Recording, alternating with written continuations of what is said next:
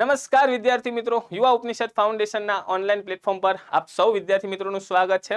આજના વિડીયોમાં તમને ખ્યાલ જ હશે, હાથ પગલા હાવજના જે મોક ટેસ્ટ સિરીઝ આપણી ચાલી રહી છે વિદ્યાર્થી મિત્રો, એના બીજા પેપરનું આપણે સોલ્યુશન મેળવવાના છીએ। જે વિદ્યાર્થી મિત્રો પરીક્ષા આપી રહ્યા છે ખૂબ સરસ, વેરી ગુડ। પણ જે વિદ્યાર્થી મિત્રોએ જો હજી સુધી આ પરીક્ષા ન આપી તો ખાસ જણાવી દઈએ સાહેબ, યુવા ઉપનિષદ પબ્લિક ફાઉન્ડેશન દ્વારા હાથ પગલા હાવજના મોક ટેસ્ટ સિરીઝ ચાલુ કરી છે સાહેબ। 100 રૂપિયા ફીસ છે। જે પણ તમને ડેટ આપી છે સાહેબ, 11 વાગ્યાથી પેપર શરૂ થાય છે, 2 કલાકનો સમયગાળો, 100 પ્રશ્ન હશે। તો ખાસ વિદ્યાર્થી મિત્રો આ ટેસ્ટ આપવા વિનંતી। તો હવે શરૂ કરીએ સાહેબ સોલ્યુશન। પહેલો સવાલ ખૂબ જ સરસ મજાનો સાહેબ, જોડકા જોડવાના છે અને જોડકા જોડવાના છે એ પણ શાના? સાંસ્કૃતિક વનો અને તેના સ્થળનો। આઈ હોપ આ બધા જ વિદ્યાર્થીઓના પ્રશ્ન સાચો જ પડ્યો હશે કે ભાઈ સાંસ્કૃતિક વનો ક્યાં આવેલા છે, જોડકા જોડવાના છે। જેમ કે સાહેબ રક્ષક વન જે છે તો એ ક્યાં આવેલું છે? તો સાહેબ કચ્છમાં આવેલું છે। રામવન ખૂબ જ જાણીતું, ક્યાં આવેલું છે સાહેબ? રાજકોટ ખાતે। વટેશ્વર વન હમણાં જ 2022માં જ જાહેર કરવામાં આવ્યું। વટેશ્વર વન ક્યાં આવેલું છે? તો કે ભાઈ સુરેન્દ્રનગરમાં। અને પાવક વન જે છે તો એ ભાવનગરમાં આવેલ છે સાહેબ। એબીસીડી જો જોડીએ તો જવાબ બને છે આપણો option A, 1C 2D 3A અને 4B। થાય છે ક્લિયર? તો ખાસ સાંસ્કૃતિક વનો ખાસ યાદ રાખવા વિનંતી। બધા જ જે 22 સાંસ્કૃતિક વનો છે ને હમણાં જ હવે 74મો જે વન મહોત્સવ હતો એ પણ પૂરો થયો, તેના વિશેની પણ માહિતી આપણે કરંટમાં મેળવીશું, તો ખાસ યાદ રાખવા વિનંતી। આગળ વધીએ સાહેબ, બીજો પ્રશ્ન છે, પ્રવાસી વન્યજીવોની પ્રજાતિઓના સંરક્ષણ માટે તમને ખ્યાલ હશે CMS convention on migratory species માટેની COP14 નું આયોજન 2024માં ક્યાં કરવામાં આવશે? આ ખૂબ જ અગત્યનું સાહેબ આ કન્વેન્શન છે। તમને ખ્યાલ હોય તો CMS દ્વારા જે COP13 નું આયોજન થયું હતું, CMS ની COP13 નું આયોજન તો એ ભારતમાં ગુજરાતના ગાંધીનગર ખાતે થયું હતું। અને આ પ્રશ્ન ઘણી વાર પરીક્ષામાં પૂછાઈ ચૂક્યો છે। આ હતી COP13 અને હવે જે COP14 જે છે વર્ષ 2024માં CMS ની COP14 નું આયોજન થવાનું છે ને ક્યાં થવાનું છે? તો ખાસ યાદ રાખવા વિનંતી, સમરકંદ ઉઝબેકિસ્તાન ખાતે। સમરકંદ ઉઝબેકિસ્તાનના સમરકંદ ખાતે વર્ષ 2024માં તેનું આયોજન થવાનું છે, તો ખાસ યાદ રાખવા વિનંતી। ઓકે, આગળ વધીએ એ પહેલા CMS વિશે તમને જણાવી દઈએ સાહેબ। CMS convention on migratory species અને એનો દિવસ પણ હમણાં ગયો હતો, તમને ખ્યાલ હોય તો સાહેબ વર્લ્ડ માઇગ્રેટરી બર્ડ ડે ક્યારે ઉજવવામાં આવે છે?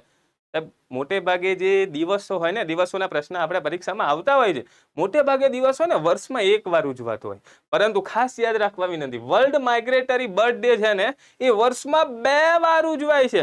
ક્યારે વર્ષમાં 2 વાર સાહેબ ઉજવાય। ક્યારે ઉજવાય?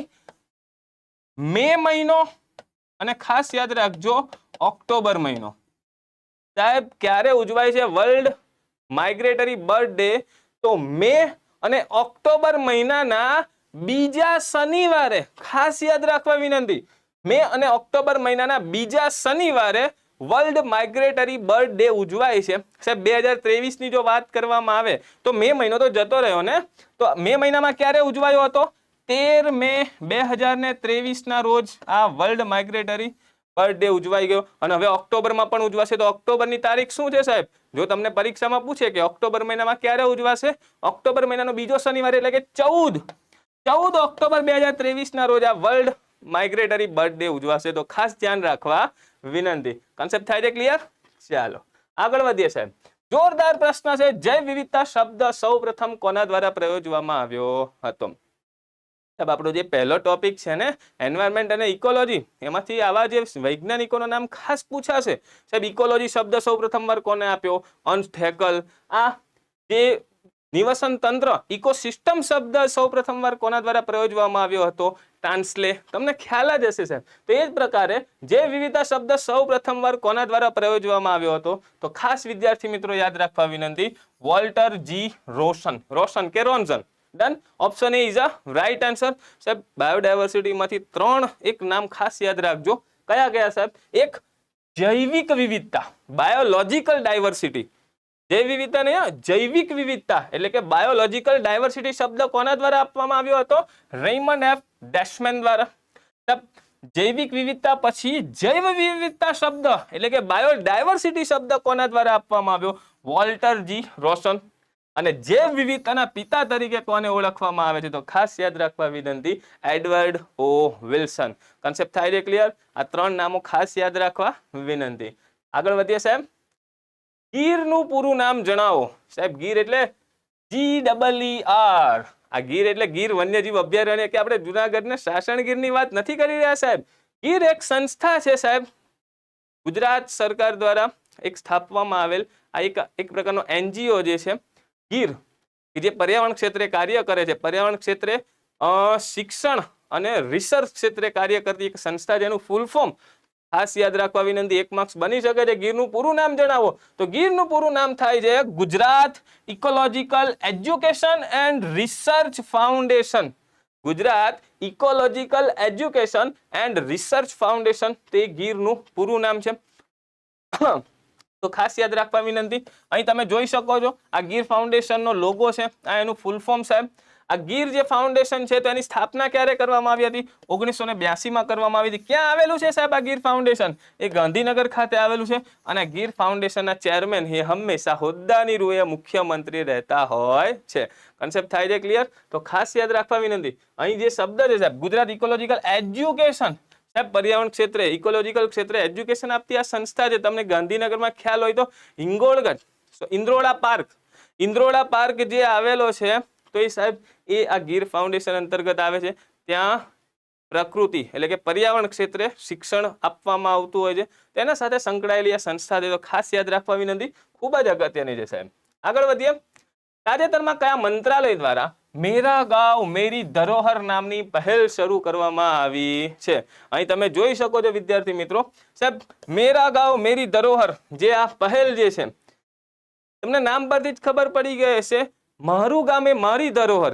સાહેબ તાજેતરમાં જ સંસ્કૃતિ મંત્રાલય, આ ખાસ યાદ રાખવી વિનંતી કે સાંસ્કૃતિક મંત્રાલય દ્વારા આ એક પહેલ લોન્ચ કરવામાં આવી છે, જાહેર કરવામાં આવી છે. આ પહેલની જે જાહેર કરવામાં આવી, કોના દ્વારા કરવામાં આવી? આપણા જે ગૃહમંત્રી જે છે, કેન્દ્રીય ગૃહમંત્રી અમિત શાહ દ્વારા મેરા ગાંવ મેરી ધરોહર જે આ પહેલ છે એ જાહેર કરવામાં આવી હતી. અને આ શું છે પહેલ? તો કે ભાઈ ભારતના 28 રાજ્યો અને જે 8 કેન્દ્ર શાસિત પ્રદેશો છે એના અંદાજે 6.5 લાખ જેટલા જે ગામડાઓ આવેલા છે, એમની જે દરેક ગામની પોતાની જે સંસ્કૃતિ છે, પોતાની જે ધરોહર છે, એનો આખો એક મેપ બનાવવામાં આવશે, કલ્ચરલ મેપ બનાવવામાં આવશે, જેથી દરેક ગામની, દરેક અલગ અલગ ગામોની જે સંસ્કૃતિ અલગ અલગ જે છે એને ઓળખી શકાય. એનો એક આખો કલ્ચરલ મેપ બનાવવામાં આવશે, જેથી દરેક ગામની એક ઓળખ બને અને દરેક ગામની જે અલગ અલગ નવીનતમ જે સંસ્કૃતિ છે તો એ દેશના લોકો એનાથી પરિચિત થાય. તે માટેની એક આ જોરદાર પહેલ છે. કયા મંત્રાલય અંતર્ગત આવશે? તો ભાઈ સાંસ્કૃતિક મંત્રાલય આવશે. તો ખાસ યાદ રાખવા વિનંતી. ચલો આગળનો એકદમ રમકડા જેવો અને જોરદાર પ્રશ્ન વિદ્યાર્થી મિત્રો. સાબુ, શાહી, પેન્ટ વગેરે ઉદ્યોગો કયા વૃક્ષ સાથે સંકળાયેલા છે? સાહેબ કયા, અહીંયા જે ઓપ્શન આપેલા છે ને એમાંથી કયા વૃક્ષમાંથી આ બનાવવામાં આવે છે? અહીંયા જો ખાલી મેં ટર્પેન્ટાઇન તેલ લખ્યું હોત ને તો હમણાં તમે જવાબ આપી દીધો હોત. તો ખાસ એ જ વાત છે સાહેબ, આ જે કયા વૃક્ષ સાથે? તો ચીડના વૃક્ષ સાથે સંકળાયેલ છે. ઘણીવાર પ્રશ્ન ભૂતકાળમાં પૂછાયો છે ને, ટર્પેન્ટાઇન ઓઇલ એ કયા વૃક્ષના લાકડામાંથી, એના રસમાંથી બનાવવામાં આવે છે? તો એ શું આવશે? ચીડના વૃક્ષમાંથી. ઓકે, તો આ ખાસ યાદ રાખવા વિનંતી. આગળ વધીએ. જોરદાર પ્રશ્ન. રાષ્ટ્રીય મશરૂમ અનુસંધાન સંસ્થાન સાહેબ, રાષ્ટ્રીય મશરૂમ અનુસંધાન સંસ્થાન અને તાલીમ કેન્દ્ર ક્યાં આવેલું છે? તમને ખ્યાલ હશે ICAR એ ભારતની ખૂબ જાણીતી અને એગ્રીકલ્ચર ક્ષેત્રની સર્વોચ્ચ એક ઇન્સ્ટિટ્યૂટ, એક સંસ્થા છે. તો આ સંસ્થા અંતર્ગત જ આ મશરૂમ માટે સંશોધન થઈ શકે અને તે અંગે તાલીમ આપી શકે તેની ખેતી માટે એનું એક આ સેન્ટર છે ને એ ક્યાં સ્થાપવામાં આવ્યું અને ક્યાં આવેલું છે? તો ખાસ યાદ રાખજો, હિમાચલ પ્રદેશમાં આવેલું છે. સોલન હિમાચલ પ્રદેશ ખાતે આવેલ છે. ડન. આગળ વધીએ. ભારતમાં આવેલો સુસુપ્ત પ્રકારના જ્વાળામુખીનું નામ જણાવો. અહીં તમે જોઈ શકો છો સાહેબ, આ ટાપુ કેવું નથી, આ જ્વાળામુખી છે, પણ કેવો છે? સુસુપ્ત. જો તમને પૂછવામાં આવે ભારતનો એકમાત્ર સુસુપ્ત જ્વાળામુખીનું નામ જણાવો, તો ભારતનો જે સુસુપ્ત જ્વાળામુખી છે અંદમાન નિકોબાર દ્વીપ સમૂહ છે ત્યાં આવેલો છે. નામ સાહેબ, નામ ખાસ યાદ રાખવા વિનંતી, નારકોન્ડમ. નારકોન્ડમ એ ભારતનો આ સુસુપ્ત જ્વાળામુખી છે જે અંદમાન નિકોબાર દ્વીપ સમૂહનો ભાગ છે અને ઉત્તર અંદમાન પાસે આવેલો આ એક જોરદાર સુસુપ્ત પ્રકારનો આ જ્વાળામુખી છે. તો ખાસ યાદ રાખજો. અને આના પરથી તમને પૂછે સાહેબ ભારતનો એકમાત્ર સક્રિય જ્વાળામુખીનું નામ જણાવો. ભારતના એકમાત્ર સક્રિય જ્વાળામુખીનું નામ જણાવો. આ જો પરીક્ષામાં પૂછે તો ખાસ યાદ રાખવા વિનંતી. શું આવશે? બેરન આવશે. બેરન એ ભારતનો એકમાત્ર સક્રિય જ્વાળામુખી છે. ક્યાં આવેલો છે? અંદમાન દ્વીપ સમૂહ જે છે, અંદમાન અને નિકોબાર દ્વીપ સમૂહમાં. આ તમે જોઈ શકો છો સાહેબ, આ ભારતનો એકમાત્ર સક્રિય જ્વાળામુખી બેરન. ઓકે, ચાલો આગળ વધીએ.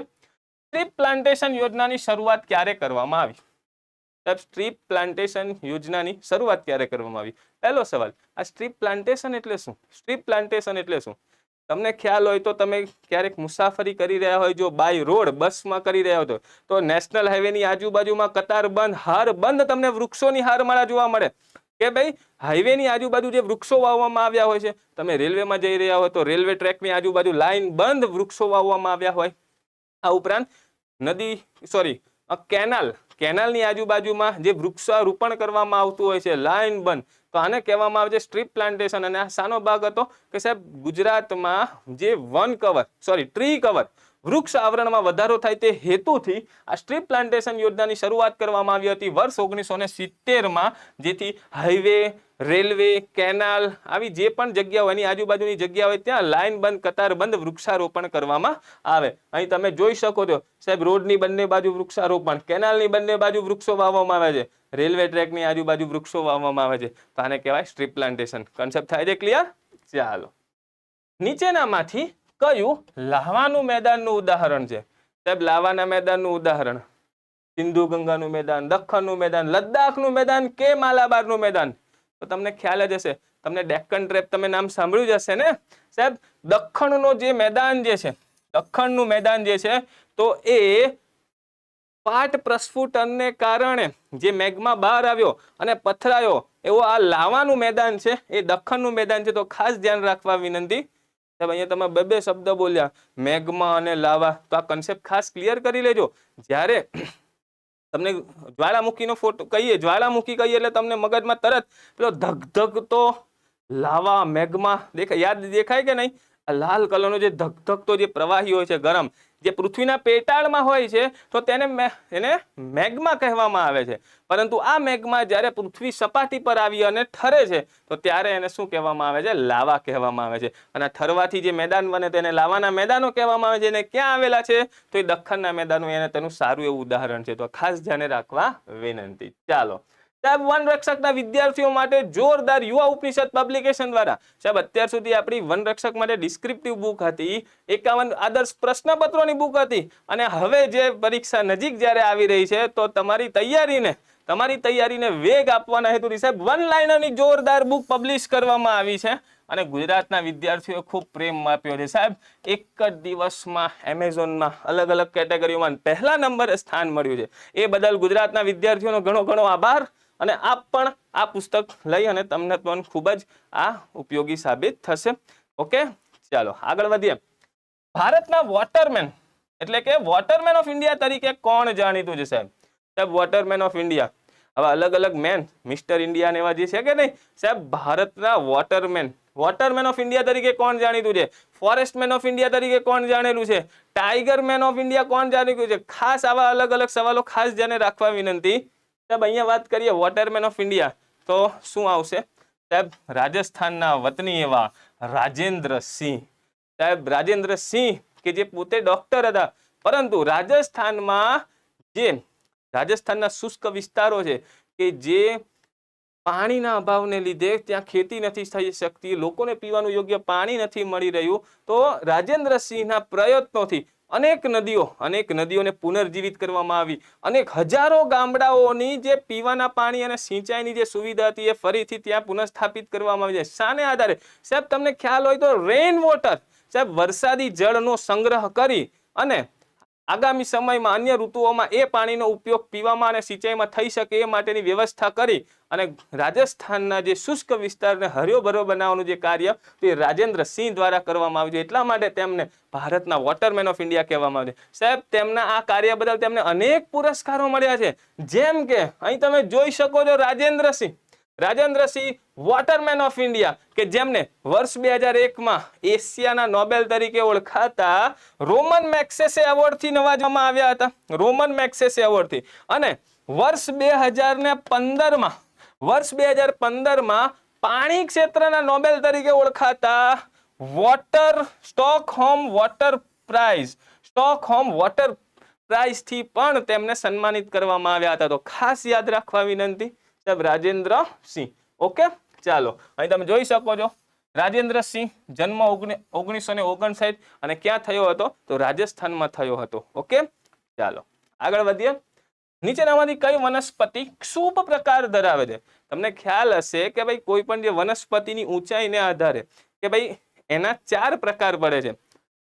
ક્ષુપ, છોડ પડે, છોડ લખી લઈએ ને સાહેબ, છોડ, પછી ક્ષુપ, પછી વૃક્ષ અને પછી વેલા.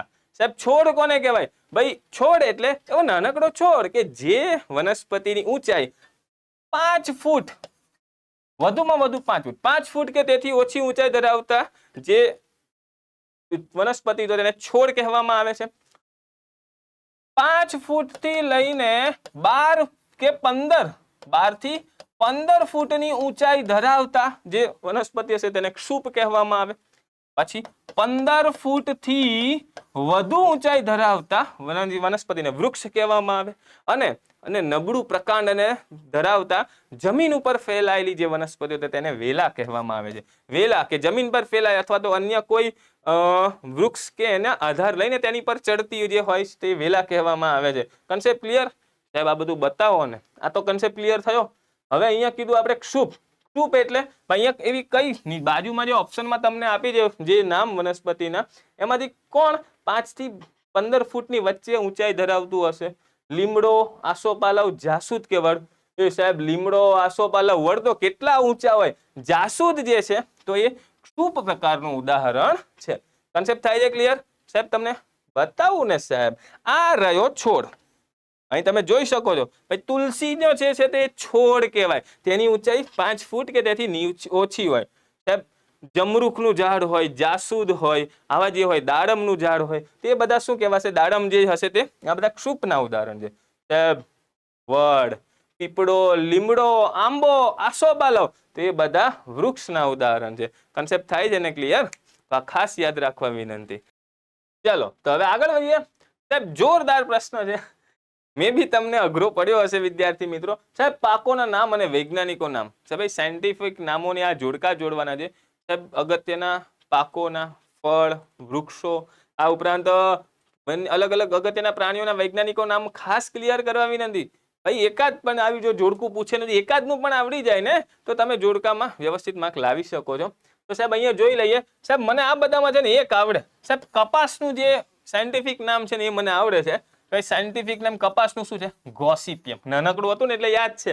તો ભાઈ B4 જોડું તો B4 આવે છે અહીંયા. B4 વાળા 2 છે. સાહેબ આ તો નીકળી જ ગયા. હવે જોવાનું છે સાહેબ મગફળીનું જે મગફળી, બાજરી, જુવાર. સાહેબ બાજરી ખાસ યાદ રાખવા વિનંતી. હાલમાં મિલેટ યર ચાલી રહ્યું છે ને, બાજરીનું સાયન્ટિફિક નામ ખાસ ક્લિયર કરવા વિનંતી. બાજરીનું સાયન્ટિફિક નામ છે પેનિસેટમ ગ્લોકમ.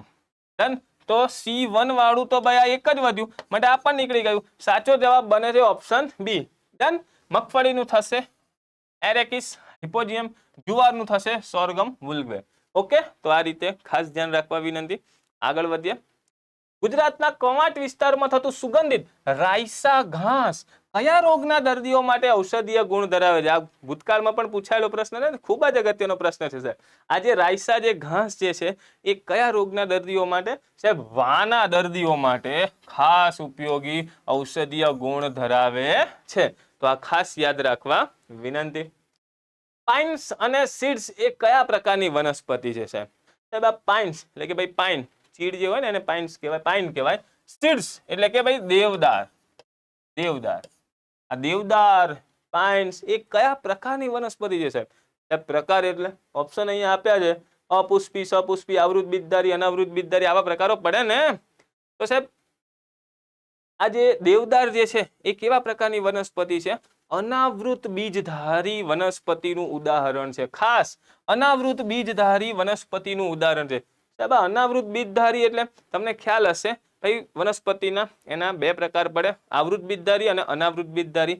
અનાવૃત બીજધારી વનસ્પતિ એટલે શું કે ભાઈ એવી વનસ્પતિ કે જેના જે બીજ જે હોય ને, જેના બીજ એને ફરતે કોઈ આવરણ રહેલું હોતું નથી, કોઈ ફળની અંદર તેના બીજ રહેલા હોતા નથી, તો તેને અનાવૃત બીજધારી વનસ્પતિ કહેવાય. અને આવૃત બીજધારી વનસ્પતિ એટલે કે વનસ્પતિના જે બીજ હોય એ કોઈ ફળમાં ચારે કોર એક આવરણથી જે સંરક્ષિત થયેલા હોય છે. જેમ કે તમે સફરજન ખાધું હશે ને, સફરજનની અંદર તેના બિયા હોય તો સફરજન એ કેવું કહેવાશે? આવૃત બીજધારી. સાહેબ લીંબુના બીજ પણ એની અંદર હોય ને, લીંબુની અંદર બીજ એના હશે, મતલબ એના ફળથી ચારે કોરથી સંગ્રહાયેલા છે, એની અંદર એના બીજ છે, તો એ કેવું કહેવાશે? આવૃત બીજધારી વનસ્પતિ કહેવામાં આવે છે. જ્યારે આ દેવદાર જે છે, પાઇન છે, એના બીજ જે ખુલ્લા હોય છે એના ફળમાં રહેલા હોતા નથી, એટલે માટે તેને અનાવૃત બીજધારી વનસ્પતિ કહેવાય. કન્સેપ્ટ થાય છે ક્લિયર? ખાસ યાદ રાખવા વિનંતી. ચાલો વિધાન આપેલા છે અહીંયા, ખૂબ જ મજાના કે ભાઈ ભારતમાં પશ્ચિમ ઘાટ અને પૂર્વીય હિમાલય મહત્તમ જૈવ વિવિધતા અને સ્થાનિક પ્રાણીઓ ધરાવે છે. હા, સાચું વિધાન છે. બ્રાઝિલ વિશ્વમાં સૌથી વધુ જૈવ વિવિધતા ધરાવતો દેશ છે. 100% સાચું. ખાસ વિદ્યાર્થી મિત્રો, સાહેબ બ્રાઝિલ એમેઝોનના જે રેન ફોરેસ્ટ જંગલો આવેલા છે સાહેબ, બ્રાઝિલ જે છે એ વિશ્વમાં સૌથી વધુ જૈવ વિવિધતા ધરાવતો દેશ છે. ડન. ઊંચા અક્ષાંશોથી નીચા અક્ષાંશો તરફ જતા જૈવ વિવિધતામાં ઘટાડો થાય છે. સાહેબ આપણે જોવાનું શું છે? સાચા વિધાન બતાવવાના છે. પહેલું બે તો સાચા છે. સાહેબ ઊંચા અક્ષાંશો, સાહેબ ઊંચા અક્ષાંશ એટલે આ રહી પૃથ્વી અને વચ્ચે જે વિષુવવૃત્ત એ છે 0 ડિગ્રી, આ ધ્રુવ પ્રદેશ છે 90 ડિગ્રી, આ દક્ષિણ ધ્રુવ 90 ડિગ્રી. મતલબ કે ઊંચા અક્ષાંશોથી નીચા અક્ષાંશો તરફ જઈએ તો જૈવ વિવિધતામાં શું થાય? ઘટાડો થાય? ના સાહેબ ના.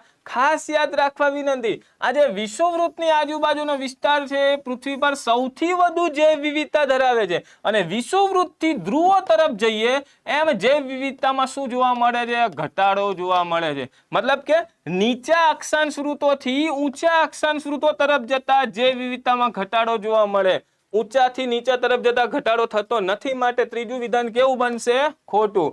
ઊંચા અક્ષાંશથી નીચા અક્ષાંશ તરફ જતા જૈવ વિવિધતામાં શું થાય? વધારો થાય છે. મતલબ આ ત્રીજું વિધાન ખોટું છે. સાચા જણાવવાના છે 1 અને 2. ઓપ્શન એ આપણો સાચો જવાબ છે. કોન્સેપ્ટ થાય છે ક્લિયર? ખાસ યાદ રાખવા વિનંતી. આ મુદ્દો ખાસ ધ્યાન રાખજો. આ છે ધ્રુવ વિસ્તાર અને આ છે વિષુવવૃત્ત.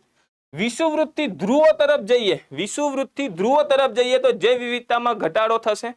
અને બીજો ક્યાં ઘટાડો થશે કે ભાઈ નીચા અક્ષાંશોથી ઊંચા અક્ષાંશો તરફ જઈએ ત્યારે જૈવ વિવિધતામાં ઘટાડો થશે. આ બે વિધાનો ક્લિયર કરી લેવા વિનંતી. આગળ વધીએ. ગુજરાતમાં સૌથી વધુ લાકડા વહોરવાની મિલો ક્યાં આવેલી છે? સાહેબ ગુજરાતમાં સૌથી વધુ લાકડા વહોરવાની મિલો એ અમદાવાદમાં આવેલી છે. ડન. તો ફેક્ચ્યુઅલ સવાલ છે, ખાસ યાદ રાખવા વિનંતી. આપણો ટોપિક છે ને લાકડું અને લાકડા આધારિત ઉદ્યોગો, તો એના રિલેટેડ આ ખૂબ જ અગત્યનો પ્રશ્ન. પ્રાણીઓના ગર્ભકાળને આધારે તેને ચડતા ક્રમમાં ગોઠવવાના છે. સાહેબ દરેક પ્રાણીઓનો અલગ અલગ ગર્ભકાળ રહેતો હોય છે. તમને ખ્યાલ હોય તો સાહેબ મેં ઓપ્શન જોયા, મને અહીંયા હાથી દેખાયો અને હાથી જોઈને તમને ખ્યાલ આવે સાહેબ હાથી એ જે સસ્તન વર્ગના પ્રાણીઓમાં સૌથી લાંબો ગર્ભકાળ ધરાવે છે. હાથીનો ગર્ભકાળ અંદાજે સાહેબ 22 મહિના જેટલો હોય છે. ડન. પછી મનુષ્યમાં તો આપણને ખબર જ હશે સાહેબ 9 મહિનાનો ગર્ભકાળ હોય છે. ઓકે. કૂતરું અને સિંહમાં ખાસ ધ્યાન રાખવાનું. સિંહ સાહેબ ગુજરાતનું રાજ્ય પ્રાણી, તો સિંહનો ગર્ભકાળ તમને ખ્યાલ હોવો જોઈએ. મે બી 105 થી 110 કે 115 દિવસનો તેનો ગર્ભકાળ હોય છે, એટલે અંદાજે 3.5 થી પોણા 4 મહિનાનો ગર્ભકાળ સિંહ ધરાવે છે. તમે અહીંયા 4 મહિના અંદાજે આપણે લખી દઈએ. અને કૂતરું જે છે એ 60 થી 63 કે 65 દિવસનો ગર્ભકાળ, એટલે કે અંદાજે 2 મહિનાનો ગર્ભકાળ ધરાવે છે. કન્સેપ્ટ થાય છે ક્લિયર? ચડતા ક્રમમાં ગોઠવી નાખો. હવે ચડતો ક્રમ આવડવો જોઈએ. ચડતો ક્રમ એટલે નાનેથી મોટે જવાનું છે. ઓકે. તો સૌથી ઓછો કોનો? કૂતરું, એટલે કે પહેલા 1 આવશે, પછી સિંહ એટલે 4, પછી મનુષ્ય અને હાથી. 1 4 3 2, 1 4 3 2, 1 4 3 2. સાચો જવાબ બની ગયો ઓપ્શન ડી. થાય છે ક્લિયર? તો આ ખાસ યાદ રાખવાનું થાય છે. ચાલો જોરદાર સાહેબ. વેળાવદર કાળિયાર રાષ્ટ્રીય ઉદ્યાન ગુજરાતના કયા જિલ્લામાં આવેલ છે? સાહેબ 2022 નું પેપર હતું, એમાં પૂછ્યું હતું ને વાંસદા નેશનલ પાર્ક કયા જિલ્લામાં આવે છે? વાંસદા નેશનલ પાર્ક જે છે એ ગુજરાતના કયા જિલ્લામાં? તો કે ભાઈ નવસારીમાં આવેલું છે. તો તમને વેળાવદર કાળિયાર રાષ્ટ્રીય ઉદ્યાન પૂછે તો એ કયા જિલ્લામાં આવેલું છે? બધાને જ ખબર જ છે સાહેબ, ભાવનગર જિલ્લામાં આવેલું છે. ડન, 2 થઈ ગયા. હવે ત્રીજું મરીન નેશનલ પાર્ક, તો એ જામનગરના દરિયા કિનારે આવેલું છે. અને ગીર નેશનલ પાર્ક, તો એ ગીર સોમનાથમાં આવેલ છે. કન્સેપ્ટ થાય છે ક્લિયર? તો આટલા મુદ્દા ખાસ યાદ રાખજો. અને જે વેળાવદર કાળિયાર જે રાષ્ટ્રીય ઉદ્યાન છે તો એ કાળિયાર માટે ખૂબ જાણીતું છે અને કાળિયારની સૌથી વધુ વસ્તી આપણને અહીંયા જોવા મળે છે. ઓકે, ચાલો. સ્ટેટસ ઓફ ટાઈગર્સ 2022 વિશે નીચેનામાંથી જે વિધાનો ધ્યાને લેવાના છે અને કેવા વિધાન જણાવવાના છે, કયા સાચા નથી. ઓકે, ખાસ ધ્યાન આપવા વિનંતી ભાઈ. 4 વિધાનો આપ્યા છે, કયા સાચા નથી એ તમારે જોવાના છે. પહેલું વિધાન, NTCA national tiger conservation authority દ્વારા હાલમાં વાઘની 5મી વસ્તી ગણતરીના આંકડા રજૂ કરવામાં આવ્યા. હા ભાઈ, 2018 સુધી 4 થઈ હતી ને હાલમાં 5મી વસ્તી ગણતરીના રિપોર્ટ બહાર આવ્યા છે. આ રિપોર્ટ મુજબ ભારતમાં વાઘની વસ્તી 3167 છે. હા સાહેબ, આંકડો ખાસ યાદ રાખજો. તાજેતરમાં 2022માં જે રિપોર્ટ જાહેર થયો છે તે અંતર્ગત ભારતમાં વાઘની કુલ વસ્તી કેટલી? 3167 નોંધવામાં આવી છે.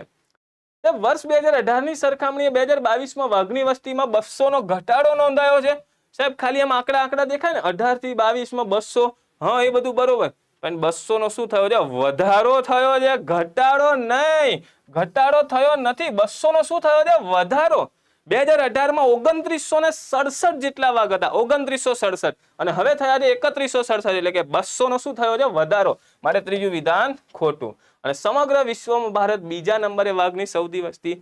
સૌથી વધુ વસ્તી તો ધરાવે વાઘની, પણ બીજા નંબરની નહીં, પહેલા નંબરની. જો એમ કહેવામાં આવે કે વિશ્વમાં કુલ અંદાજે 3687 કેવા અંદાજે 3750 જેટલા કુલ વાઘ છે વિશ્વમાં કુલ વાઘની વસ્તી 3687, એટલે કે અંદાજે 3750 જેટલી છે. એમાંથી 3167 ક્યાં આવેલા છે?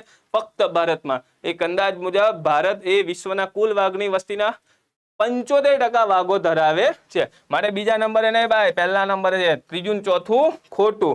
માટે જવાબ શું આવશે? આપણે 3 અને 4. 3, 4 કેવા છે? ખોટા. પહેલું બીજું સાચું. ચાલો, નીચે પૈકી નીલગિરી માટે કયું વિધાન અસત્ય છે? સાહેબ, નીલગિરીના થડમાંથી રિયોન કાપડ અને કાગળ બનાવવાનો માવો મળે. સાચું છે. તેની છાલના યકૃતના રોગોમાં ઉપયોગી છે. ના સાહેબ, તેમાંથી તેલ બને છે અને એની છાલ યકૃતના રોગો માટે ઉપયોગી નથી. બીજું વિધાન ખોટું છે. એનું લાકડું મકાન બાંધકામમાં ઉપયોગી છે. સાચું. કન્સેપ્ટ થાય છે ક્લિયર? ખોટું કયું છે? ઓપ્શન બી એ ખોટું છે. ઓકે, ચાલો. નીચેના વિધાનોમાંથી કયું વિધાન સાચું નથી? ચાલો. દેડકો ત્રિખંડીય હૃદય ધરાવે છે.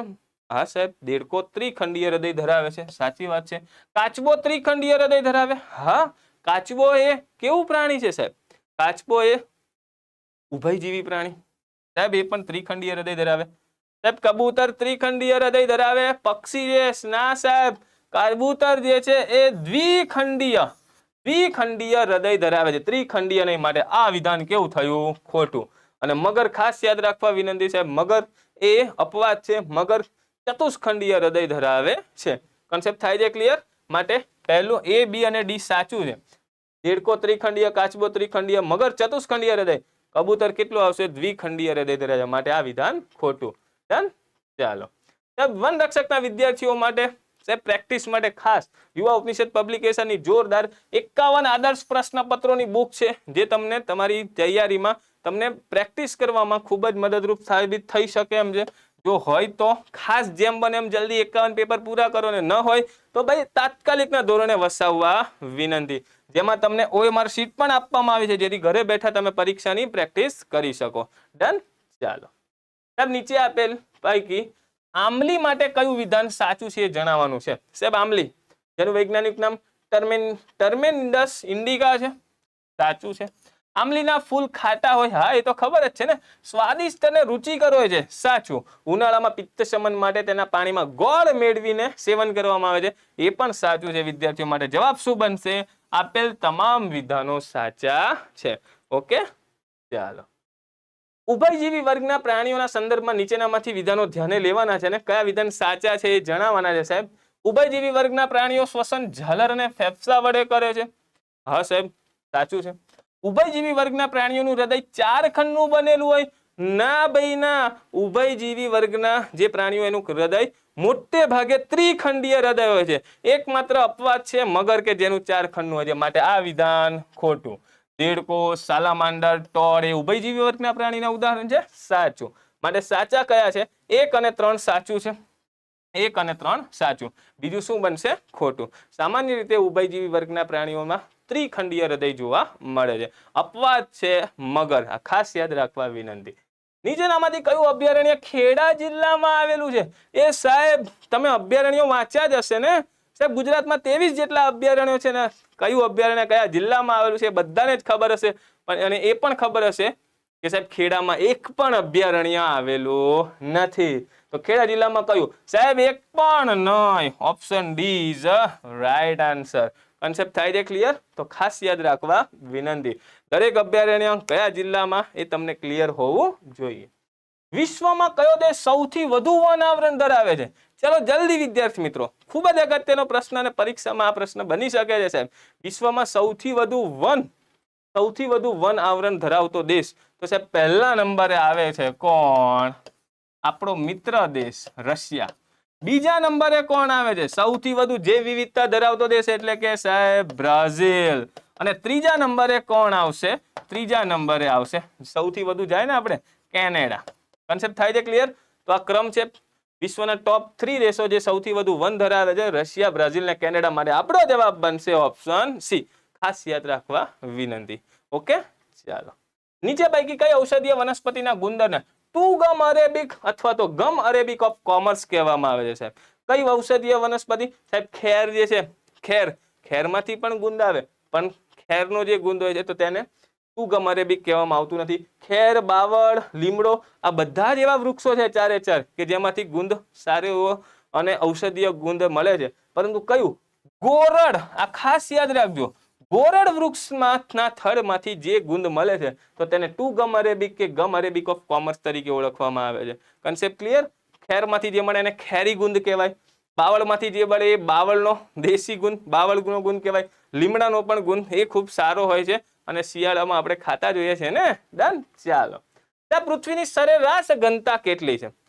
પૃથ્વીની સરેરાશ ઘનતા ખૂબ જ અગત્યનો પ્રશ્ન અને આ પરીક્ષામાં ભૂતકાળમાં પૂછાઈ ચૂક્યો છે અને તમને મે બી ફરીથી પૂછાઈ શકે છે.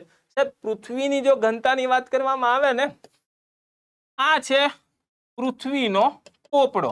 એટલે આપણે કહીએ પૃથ્વીનું ક્રસ્ટ, જે ઉપલો પોપડો જે છે. તો પૃથ્વીનો જે પોપડો જે છે, ક્રસ્ટ જે છે, તો એની જે ઘનતા છે ને એ અંદાજે 2.7 થી 3 સુધી 3.0 એટલે 2.7 ગ્રામ પ્રતિ સેન્ટીમીટર ક્યુબ એની ઘનતા છે. Centimetre cube. પછી જે આવે છે આખું મેન્ટલ અને નીચે જે છે તે કોર આવેલો છે, કોર. અને એમાં પણ એક ઇનર કોર અને એક છે આઉટર કોર. ડન. આ કોરની ઘનતા છે પૃથ્વીમાં સૌથી વધુ ઘનતા જો હોય ને તે કોરની છે. કોરની 9.9 ગ્રામ પ્રતિ સેન્ટીમીટર ક્યુબ એની ઘનતા છે. પણ સાહેબ અહીંયા શું પૂછી છે? સરેરાશ. તો પૃથ્વીની આ સરેરાશ ઘનતા જો પૂછવામાં આવે, તમે સરવાળો કરીને ભાગ્યા 2 કરો તોય મેલ પડી જાય. 5.5 ગ્રામ પ્રતિ ઘન સેન્ટીમીટર કે સેન્ટીમીટર ક્યુબ આ છે પૃથ્વીની સરેરાશ ઘનતા. તો ખાસ યાદ રાખવા વિનંતી. ઓકે ચાલો. સાહેબ રાજાજી નેશનલ પાર્ક કયા રાજ્યમાં આવેલું છે? સાહેબ અગત્યના નેશનલ પાર્ક તમને ખૂણા ખાંચાના ખાસ પૂછી શકે છે. 106 જેટલા નેશનલ પાર્ક છે અગત્યના જે હોય એ ખાસ યાદ રાખવા વિનંતી. સાહેબ તમને પૂછ્યું છે રાજાજી નેશનલ પાર્ક એ કયા રાજ્યમાં આવેલું છે? તે ક્યાં આવેલું છે? સાહેબ ઉત્તરાખંડમાં આવેલું છે રાજાજી નેશનલ પાર્ક. ઓકે. સ્થાપના 1983 અને એનું ક્ષેત્રફળ છે 820 સ્ક્વેર કિલોમીટર. ઓકે. તો ખાસ યાદ રાખવા વિનંતી. નીચેનામાંથી કયા પ્રકારના જંગલો ગીરના જંગલમાં જોવા મળે છે? સાહેબ આપણો હાવજ. ભાઈ સિંહ કેવા પ્રકારના હેબિટેટમાં રહે છે? એને કેવા પ્રકારનું જંગલ અનુકૂળ આવે છે? સાહેબ ગીરનો જે જંગલ જે છે તે કેવા પ્રકારનું જંગલ છે? સૂકું પાનખર જંગલ છે. સાહેબ ભેજવાળું નથી, મેંગ્રુવ પણ નથી અને કાંટાળું પણ નથી સાહેબ. સૂકા પાનખર જંગલો છે ને આવા સૂકા પાનખર જંગલોમાં જ સિંહ સરળતાથી અને સારી રીતે રહી શકે છે. એનું નેચરલ હેબિટેટ છે. તો ખાસ યાદ રાખવા વિનંતી. ગીરના જંગલ કેવું છે? સૂકું પાનખર જંગલ. ડન. નીચેનામાંથી કઈ ઔષધીય વનસ્પતિના ફળને ત્રિકંટક કહે છે? સાહેબ ત્રિકંટક તમે જોવો છો ફળ એ ફળ ઉપર 3 કાંટા હોય ને એવું આપણને જોવા મળે. તો ત્રિકંટક સાહેબ આ કઈ વનસ્પતિનું ફળ છે? તો ખાસ યાદ રાખવા વિનંતી, ગોખરું. ગોખરું. ગળો તો ગળોની તો તમે જોઈ હશે, વેલ હશે. ગરમાળો કે ગોરડ એ આવતું નથી સાહેબ. ગોખરું જે છે તેનું જે ફળ છે તે આ પ્રકારે ત્રિકંટક હોય છે. ઓકે, ચાલો. સમતાપ આવરણ વિશે સાચા વિધાનો ધ્યાને લેવાના છે વિદ્યાર્થી મિત્રો. સમતાપ આવરણમાં ઋતુઓ અનુભવાતી નથી. હા ભાઈ, આપણે લાસ્ટ ટાઈમ ભણી ગયા ને, બધી ઋતુઓ તો ક્યાં જોવા મળે? ક્ષોભ આવરણમાં. માટે આ સાચું છે. સમતાપ આવરણ પૃથ્વીની સપાટીથી 50 કિલોમીટરના અંતર સુધી વિસ્તરેલું છે. આ પણ સાચું છે સાહેબ. સમતાપ આવરણને ઓઝોન આવરણ તરીકે પણ ઓળખવામાં આવે. હા સાહેબ. તો કેમ? કારણ કે જે ઓઝોન આવરણ છે સાહેબ, સૂર્યના જે હાનિકારક વિકિરણોને, જે પારજાંબલી કિરણોને રોકતું પૃથ્વીનું જે સંરક્ષક જે કહેવાય એ ઓઝોનનું સ્તર, એ કયા આવરણમાં આવેલું છે? સમતાપ આવરણમાં. માટે તેને આ સમતાપ આવરણને ઓઝોન આવરણ તરીકે પણ ઓળખવામાં આવે છે. અને પૃથ્વી સપાટીથી કેટલી ઊંચાઈ આ ઓઝોન આવરણ આવેલું છે સાહેબ, અલગ અલગ બુકોમાં અલગ અલગ આંકડા હોય સાહેબ. જીસીઆરટી તમે જુઓ તો સાહેબ 32 થી 48 કિલોમીટરની ઊંચાઈએ આ ઓઝોન આવરણ આવેલું છે. આ ડેટા આપણને જીસીઆરટીમાં મળે છે, તો ખાસ યાદ રાખવા વિનંતી. માટે આપેલ તમામ વિધાનો સાચા છે. જવાબ બનશે ઓપ્શન સી. ઓકે, ચાલો. જોડકા જોડો સાહેબ. દિવસ, પર્યાવરણને લગતા દિવસો ખાસ કરવા વિનંતી સાહેબ. અહીં એક જોડકું દિવસનું છે. આંતરરાષ્ટ્રીય પર્વત દિવસ ક્યારે ઉજવવામાં આવે? વિશ્વ જમીન દિવસ ક્યારે ઉજવવામાં આવે? વિશ્વ કઠોળ દિવસ ક્યારે ઉજવવામાં આવે? તો ખાસ વિદ્યાર્થી મિત્રો કે ભાઈ આંતરરાષ્ટ્રીય પર્વત દિવસ ક્યારે ઉજવવામાં આવે છે? 11 ડિસેમ્બરે. આ વિશ્વ જમીન દિવસ ખાસ યાદ રાખવા વિનંતી, 5 ડિસેમ્બરે ઉજવવામાં આવે છે. અને વિશ્વ કઠોળ દિવસ તો એ 10 ફેબ્રુઆરીએ ઉજવવામાં આવે છે. માટે સાચો જવાબ બનશે ઓપ્શન એ. ઓકે, ચાલો. વન રક્ષકના વિદ્યાર્થીઓ માટે યુવા ઉપનિષદ પબ્લિકેશનની ખૂબ જ લોકપ્રિય અને વિદ્યાર્થીઓનો સારો એવો પ્રેમ મળેલી બુક. તો અત્યાર સુધી વિદ્યાર્થીઓ ખૂબ જ પ્રેમ આપ્યો છે અને તમારી પરીક્ષાની તૈયારીમાં પણ તમને ખૂબ જ મદદરૂપ થશે. ઓકે, ચાલો. સાહેબ નીચેના વિધાનો સાચા શોધવાના છે. ગુજરાતમાં પડખાઉ જમીન સૌથી વધુ દળદાર જમીન છે. સાહેબ મજા આવી? નહીં આવી? પડખાઉ જમીન, નામ જ છે પડ ખવાઈ જાય એવી જમીન, એ હવે થોડી દળદાર જમીન કહેવાય. માટે પહેલું જ વિધાન મને તો ખોટું લાગ્યું. ગુજરાતમાં તમાકુના પાક માટે બેસર જમીન પ્રખ્યાત છે. હા સાહેબ. ચરોતરનો વિસ્તાર, સોનેરી પાકનો મુલક, કે ત્યાં તમાકુના પાક માટે ઉપયોગી એવી બેસર જમીન જોવા મળે છે. સાચું છે. ગુજરાતમાં ઊંડી કાળી જમીન કપાસની ખેતી માટે જાણીતી છે. હા સાહેબ. કપાસની કાળી જમીન ઊંડી જે કપાસ માટે ખૂબ જ જાણીતી છે. બીજું ને ત્રીજું વિધાન ખોટું છે. પહેલું, બીજું ને ત્રીજું સાચું છે. પહેલું વિધાન ખોટું છે. જવાબ બને છે 2 અને 3. મુદ્દો થાય છે ક્લિયર? ચાલો. પૃથ્વીની આસપાસ આવેલા વાયુઓના આવરણને વાતાવરણ કહે છે. હા સાહેબ, કહેવાય ને, પૃથ્વીની આજુબાજુના વાયુઓના આવરણને વાતાવરણ કહેવાય. વાતાવરણના વાયુઓની ઘનતા વાતાવરણના ક્ષોભ આવરણમાં સૌથી વધુ હોય છે. હમણાં આગળ જ વાત કરી ગયા હતા ને, ક્ષોભ આવરણમાં જ બધા મોટા ભાગના વાયુઓ ક્ષોભ આવરણમાં જ આવેલા છે. બધી જ અવકાશીય ઘટનાઓ ક્ષોભ આવરણમાં બને છે. માટે ત્યાં વાયુઓની ઘનતા વધુ છે સાહેબ. વાતાવરણમાં સૌથી ભારે વાયુ હાઇડ્રોજન છે. એ સાહેબ ભારે વાયુ થોડી સાહેબ, હાઇડ્રોજન અને હિલિયમ તો વાતાવરણના સૌથી હલકા વાયુઓમાંના એક છે. માટે હાઇડ્રોજન એ ભારે વાયુ નથી. ભારે વાયુમાં તો કોનો સમાવેશ થાય? Carbon dioxide. તમને ખ્યાલ હોય તો સાહેબ, પૃથ્વી સપાટીથી 20 કિલોમીટર સુધી આપણને કાર્બન ડાયોક્સાઇડ જોવા મળે છે. ઓક્સિજન આપણને પૃથ્વી સપાટીથી 110 કિલોમીટરની ઊંચાઈ સુધી જોવા મળે. નાઇટ્રોજન પૃથ્વી સપાટીથી 130 કિલોમીટર સુધી જોવા મળે. ડન. તો કાર્બન ડાયોક્સાઇડ ભારે કહેવાય સાહેબ, હાઇડ્રોજન નહીં. માટે ત્રીજું વિધાન ખોટું. જીવાવરણના ઉદ્ભવ તથા અસ્તિત્વ માટે વાતાવરણ જરૂરી છે. હા સાહેબ, વાતાવરણમાં જ બધા વાયુ છે ને પ્રાણવાયુ ઓક્સિજન વિના તો જીવન શક્ય જ નથી. માટે આ પણ સાચું. માટે કયા વિધાનો સાચા નથી કીધું છે? કયા વિધાનો સાચા નથી? એક જ વિધાન છે, ત્રીજું વિધાન ખોટું છે. માટે જવાબ આપણો શું બનશે? Option B. થાય છે ક્લિયર? ચાલો. જોરદાર પ્રશ્ન અને પરીક્ષાનો 1 માર્ક્સ બની શકે એમ છે કે આંતરરાષ્ટ્રીય જૈવ વિવિધતા દિવસ 2022 નહીં 23, આંતરરાષ્ટ્રીય જૈવ વિવિધતા દિવસ 2023 ની થીમ જણાવો. સાહેબ હમણાં જ ઉજવાઈ ગયો ને, કઈ તારીખે ઉજવાય? આંતરરાષ્ટ્રીય જૈવ વિવિધતા દિવસ કઈ તારીખે ઉજવાય? 22 મે ના રોજ ઉજવાય છે સાહેબ. દર વર્ષે 22 મે ના રોજ આંતરરાષ્ટ્રીય જૈવ વિવિધતા દિવસ ઉજવવામાં આવે છે. અને હમણાં 2023 માં પણ ઉજવાઈ ગયો. અને તેની થીમ શું હતી? ખાસ યાદ રાખવા વિનંતી સાહેબ, થીમ શું હતી? From agreement to action. Build back biodiversity. એટલે એ થીમ બહુ જોરદાર કહેવા માંગે છે. From agreement to action. એકલા એગ્રીમેન્ટ જ હવે ના કરો, એક્શન પણ કંઈક લાવો. જે પણ તમે એગ્રીમેન્ટ કરો છો એને એક્શનમાં લાવો અને બિલ્ડ બેક બાયોડાયવર્સિટી, કે જે વિકાસના કાર્યોને લીધે મારી જે વિવિધતા વિનાશ થઈ ગયો છે એ બાયોડાયવર્સિટીને બિલ્ડ બેક, ફરીથી એને બિલ્ડ કરો. Done. From agreement to action, build back biodiversity એ વર્ષ 2023ની જે વિવિધતા દિવસ હતો તો તેની થીમ હતી. તો ખાસ યાદ રાખવા વિનંતી. અને ક્યારે ઉજવાય? 22 મેના રોજ ઉજવાય છે. ઓકે, ચાલો. બંધારણના કયા અનુચ્છેદ અનુસાર દરેક વ્યક્તિને સ્વચ્છ પર્યાવરણમાં ગરિમાપૂર્ણ જીવન જીવવાનો અધિકાર છે?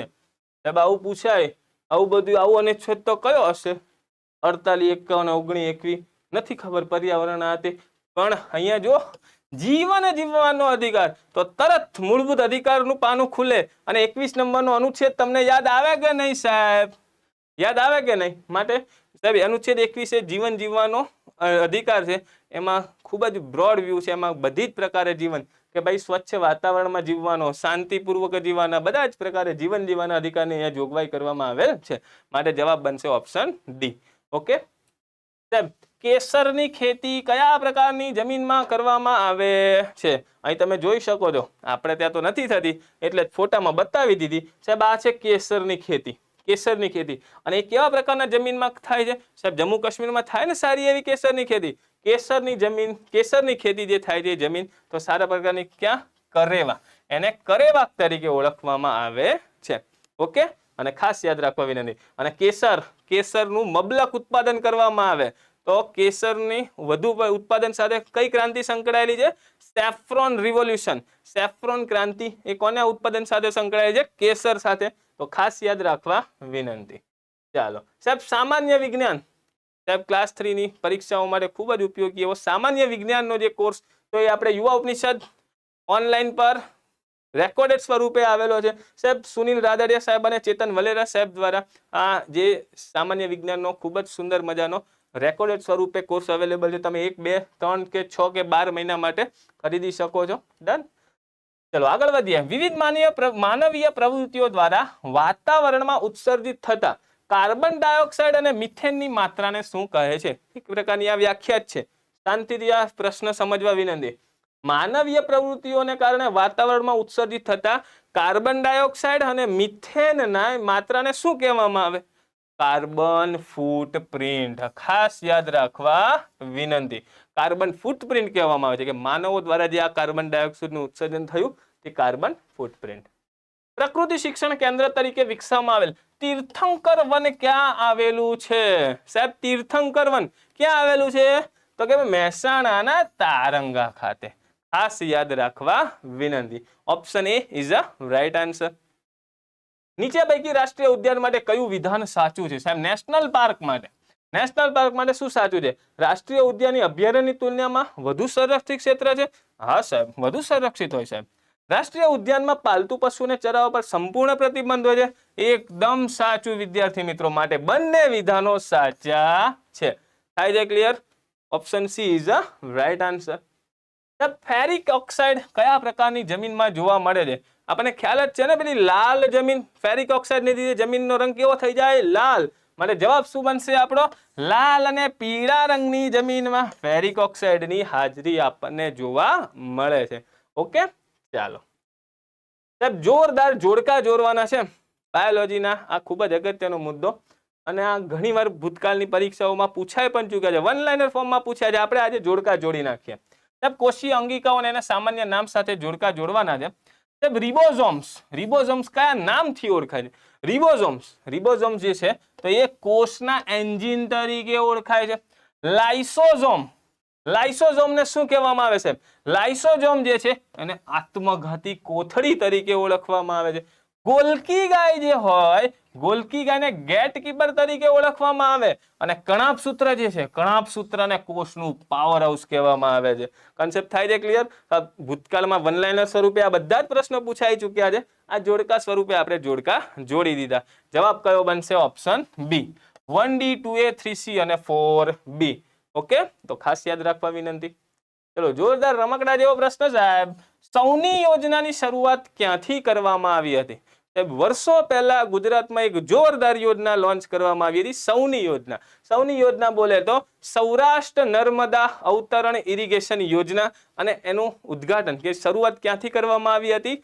તો ખાસ યાદ રાખજો, જામનગરના ધ્રોળ જિલ્લાથી, જામનગરના ધ્રોળ ખાતેથી, જામનગર જિલ્લાના ધ્રોળ ખાતેથી આ શરૂઆત કરવામાં આવી હતી. ઓકે, કે જેમાં નર્મદાનું પાણીને કેનાલોના માધ્યમથી આખું સૌરાષ્ટ્ર, કચ્છ અને જે રાજસ્થાન સુધી પહોંચાડવાની આ જોરદાર યોજના છે.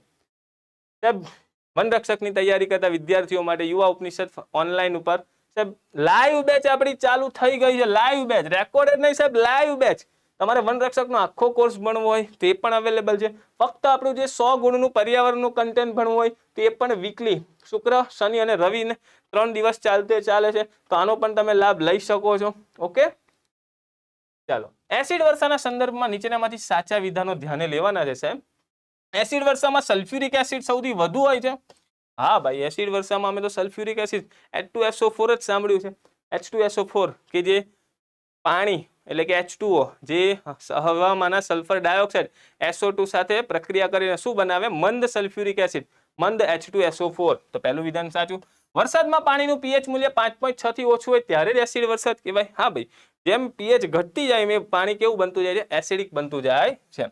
અને એસિડિક જળ દ્વારા થતા ભવનોના ક્ષરણને સ્ટોન કેન્સર કહે છે. એ સાહેબ તમે સાંભળ્યું હશે ને કે ભાઈ એસિડ વર્ષાને કારણે જે ઘણી પ્રાચીન ઐતિહાસિક જે ઇમારતો હોય તો તેના જે પથ્થર ઉપર ક્ષરણ થવા માંડે છે, તો એને એક ભવનોના ક્ષરણને સ્ટોન કેન્સર પણ કહેવામાં આવે છે. મતલબ આપેલ તમામ વિધાનો સાચા છે. જવાબ બને છે સરકારી જવાબ ઓપ્શન ડી, આપેલ તમામ સાચા. નીચેનામાંથી કયા પ્રાણીને માઉન્ટેન લાયન તરીકે ઓળખવામાં આવે છે? જોરદાર પ્રશ્ન વિદ્યાર્થી મિત્રો. પ્રાણી જગતના અવનવા પ્રશ્નો તમને પરીક્ષામાં પૂછી શકે છે. ખાસ તમને ખ્યાલ હશે કે ભાઈ ઘોસ્ટ માઉન્ટેન તરીકે કયું પ્રાણી ઓળખાય? તો હિમદીપડો. અહીંયા શું આવી જાય? માઉન્ટેન લાયન તરીકે કયું પ્રાણી ઓળખાય છે? Mountain lion. લાયન તો પણ કેવો? Mountain lion. તો ખાસ યાદ રાખજો, હિમદીપડો તો ઘોસ્ટ ઓફ ધ માઉન્ટેન, અને માઉન્ટેન લાયન તરીકે પુમાને ઓળખવામાં આવે છે. સાહેબ પુમા જોયું તમે? નહીં? બતાવી દઉં સાહેબ. પુમા એને કોગર તરીકે પણ ઓળખવામાં આવે છે, અથવા તો માઉન્ટેન લાયન તરીકે પણ ઓળખવામાં આવે છે, જેનું સાયન્ટિફિક નામ છે પુમા કોન્કોલોર. કોન્સેપ્ટ થાય છે ક્લિયર? તો ખાસ યાદ રાખવા વિનંતી. વર્ષ 2020માં કરવામાં આવેલ ઘુડખરની 9મી વસ્તી ગણતરી અંતર્ગત ગુજરાતના કયા જિલ્લામાં સૌથી વધુ ઘુડખર નોંધાયા છે?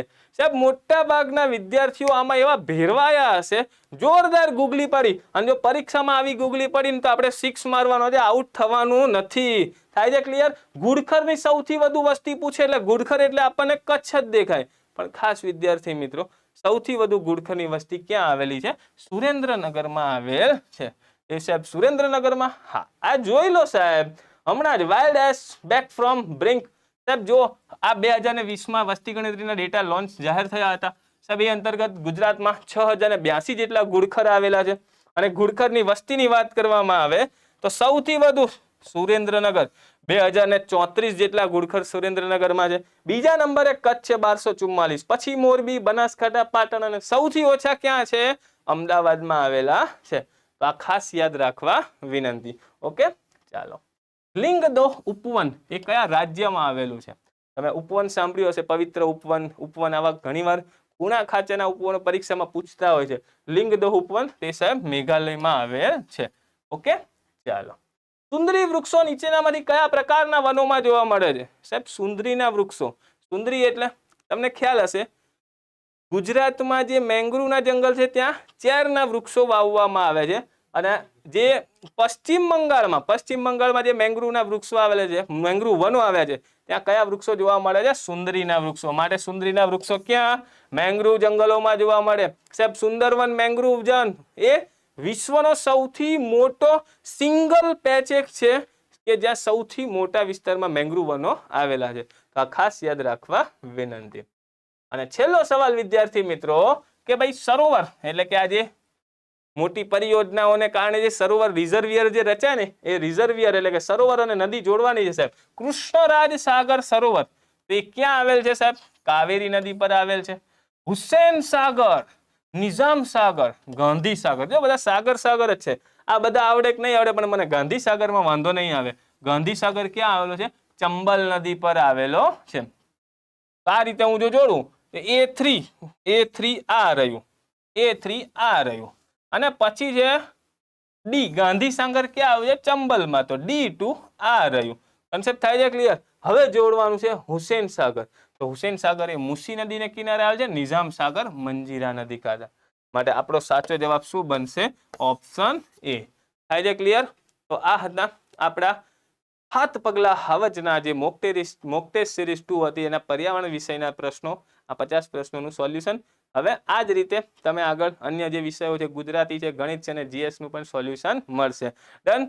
અને જે વિદ્યાર્થીઓ વનરક્ષકની તૈયારી કરી રહ્યા છે એમને જો બુક લિસ્ટમાં જો કોઈ તકલીફ હોય તો યુવા ઉપનિષદ પબ્લિકેશનની આ બુક લિસ્ટ છે. તેમાં તમને બધી જ યુવા વનરક્ષક માટે અગત્યની તમામ બુકોનું લિસ્ટ આપેલું છે જે તમને ખૂબ જ ઉપયોગી સાબિત થશે. તો અહીં વિરામ આપું છું. જય હિન્દ, જય ભારત, અને બાકીનું સોલ્યુશન કન્ટિન્યુ કરો. ઓકે. નમસ્કાર વિદ્યાર્થી મિત્રો, યુવા ઉપનિષદ ફાઉન્ડેશનની યુટ્યુબ ચેનલ પર આપ સૌનું હાર્દિક સ્વાગત છે. આજે આપણે મળ્યા છીએ 7 પગલા હાવજના મોક ટેસ્ટ નંબર 2 ના સોલ્યુશન માટે. તો સોલ્યુશન તરફ આગળ વધતા પહેલા હું તમને જણાવી દઉં કે 7 પગલા હાવજના વનરક્ષક સ્પેશિયલની મોક ટેસ્ટ જે છે એ મોક ટેસ્ટ 6 ઓગસ્ટ થી લઈ અને 1 સપ્ટેમ્બર સુધી છે. એની ફીસ 100 રૂપિયા છે. પ્રથમ 2 મોક ટેસ્ટ તમને ફ્રી આપવામાં આવે છે, અને આ ઓફલાઈન પણ આપી શકાશે અને ઓનલાઈન એપ્લિકેશન પર પણ અવેલેબલ છે. બરાબર, ચાલો વધીએ સોલ્યુશન તરફ. 7મા નંબરનો સવાલ, અલંકાર ઓળખાવો. ગાંધીજી હિંસા અને અસત્યના કટ્ટર દુશ્મન હતા. આ દુશ્મન હતા, દુશ્મન હોવું ખરાબ વાત છે. બરાબર, કોઈના દુશ્મન ના બના, એ નિંદા કરી. પણ હિંસા અને અસત્યના કટ્ટર દુશ્મન એટલે આ હિંસા અને અસત્યમાં એ માનતા નહોતા. એનો મતલબ અહીંયા એને વખાણ કર્યા ગાંધીજીના. તો જ્યારે વાક્યમાં નિંદાના અર્થમાં વખાણ કે વખાણના અર્થમાં નિંદા થાય ત્યારે એકમાત્ર અલંકાર બને જેનું નામ છે વ્યાસ્તુતિ અલંકાર. અહીંયા આન્સર તમારો આવે સી. કાચબા દેવ આવી ગયા છે. ક્લિયર? આ સિવાય નેક્સ્ટ સવાલ પર જઈએ. 15મા નંબરનો સવાલ, ગિરી, વન, નદી, મેદાને થઈ સરે રમણીયતા છંદ ઓળખાવાનો છે. પૃથ્વી, શિખરીણી, મંદાક્રાંત, હરિણી, 4 4 17 અક્ષરના છંદ છે. અક્ષર ગણી લઈએ. 17 જ થવા જોઈએ. 3 3 ને 3 6 6 ને 3 9 9 ને 3 12 12 ને 3 15 ને 2 17 અક્ષર છે. હવે મિત્રો એની નિશાની આપવાની શરૂઆત કરીએ આપણે.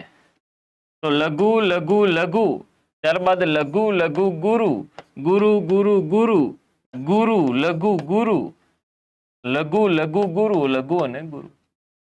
નિશાની આપ્યા પછી આપણે ગણ એના બનાવીએ તો આપણને ખબર પડે કે ત્રણેય નાના હોય તો ન ગણ બને, ત્રણેય મોટા હોય તો મ ગણ બને. સ લગ અહીંયા સ ગણ બનશે. અહીંયા રા જ ભા ર ગણ, સ લ ગા સ ગણ, લઘુ અને ગુરુ યાની કે લ અને ગા. તો ન સ મ ર સ લગાવે. અહીંયા મેં તમને ટ્રીક આપેલી છે, તમને ખબર છે. યાદ રાખવાનું, પૃષિ મહ જયમન 17 અક્ષરના છંદ માટેની આ ટ્રીક છે કે પૃષિમહ જયમન યાદ રાખો તો પૃથ્વી છે એની સામે જ આવે તો આનું બંધારણ જ થી શરૂ થાય. જસ જસ ય લગા.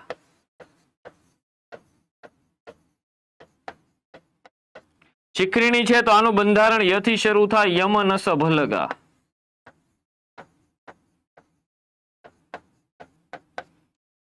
મંદાક્રાંતા છે એનું બંધારણ મ થી શરૂ થાય. મ ભ ન ત ગા ગા.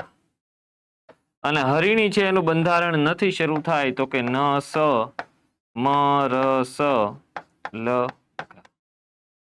તો અહીંયા નસ મરસ લગા બંધારણ છે એટલે કયો આન્સર આવશે આપણો? હરિણી. તો અહીંયા કાચબા દેવ આવશે ક્યાં? તો કે ડી ઉપર. જો આવી ગયા. અહીંયા તમારો જવાબ આવે ડી. આગળ 22મા નંબરના સવાલ પર, ચડે તે પડે ને ભણે તે ભૂલે કહેવતનો અર્થ શું થાય? તો કે જે ચડવાની કોશિશ કરે એ ક્યારેક પડે.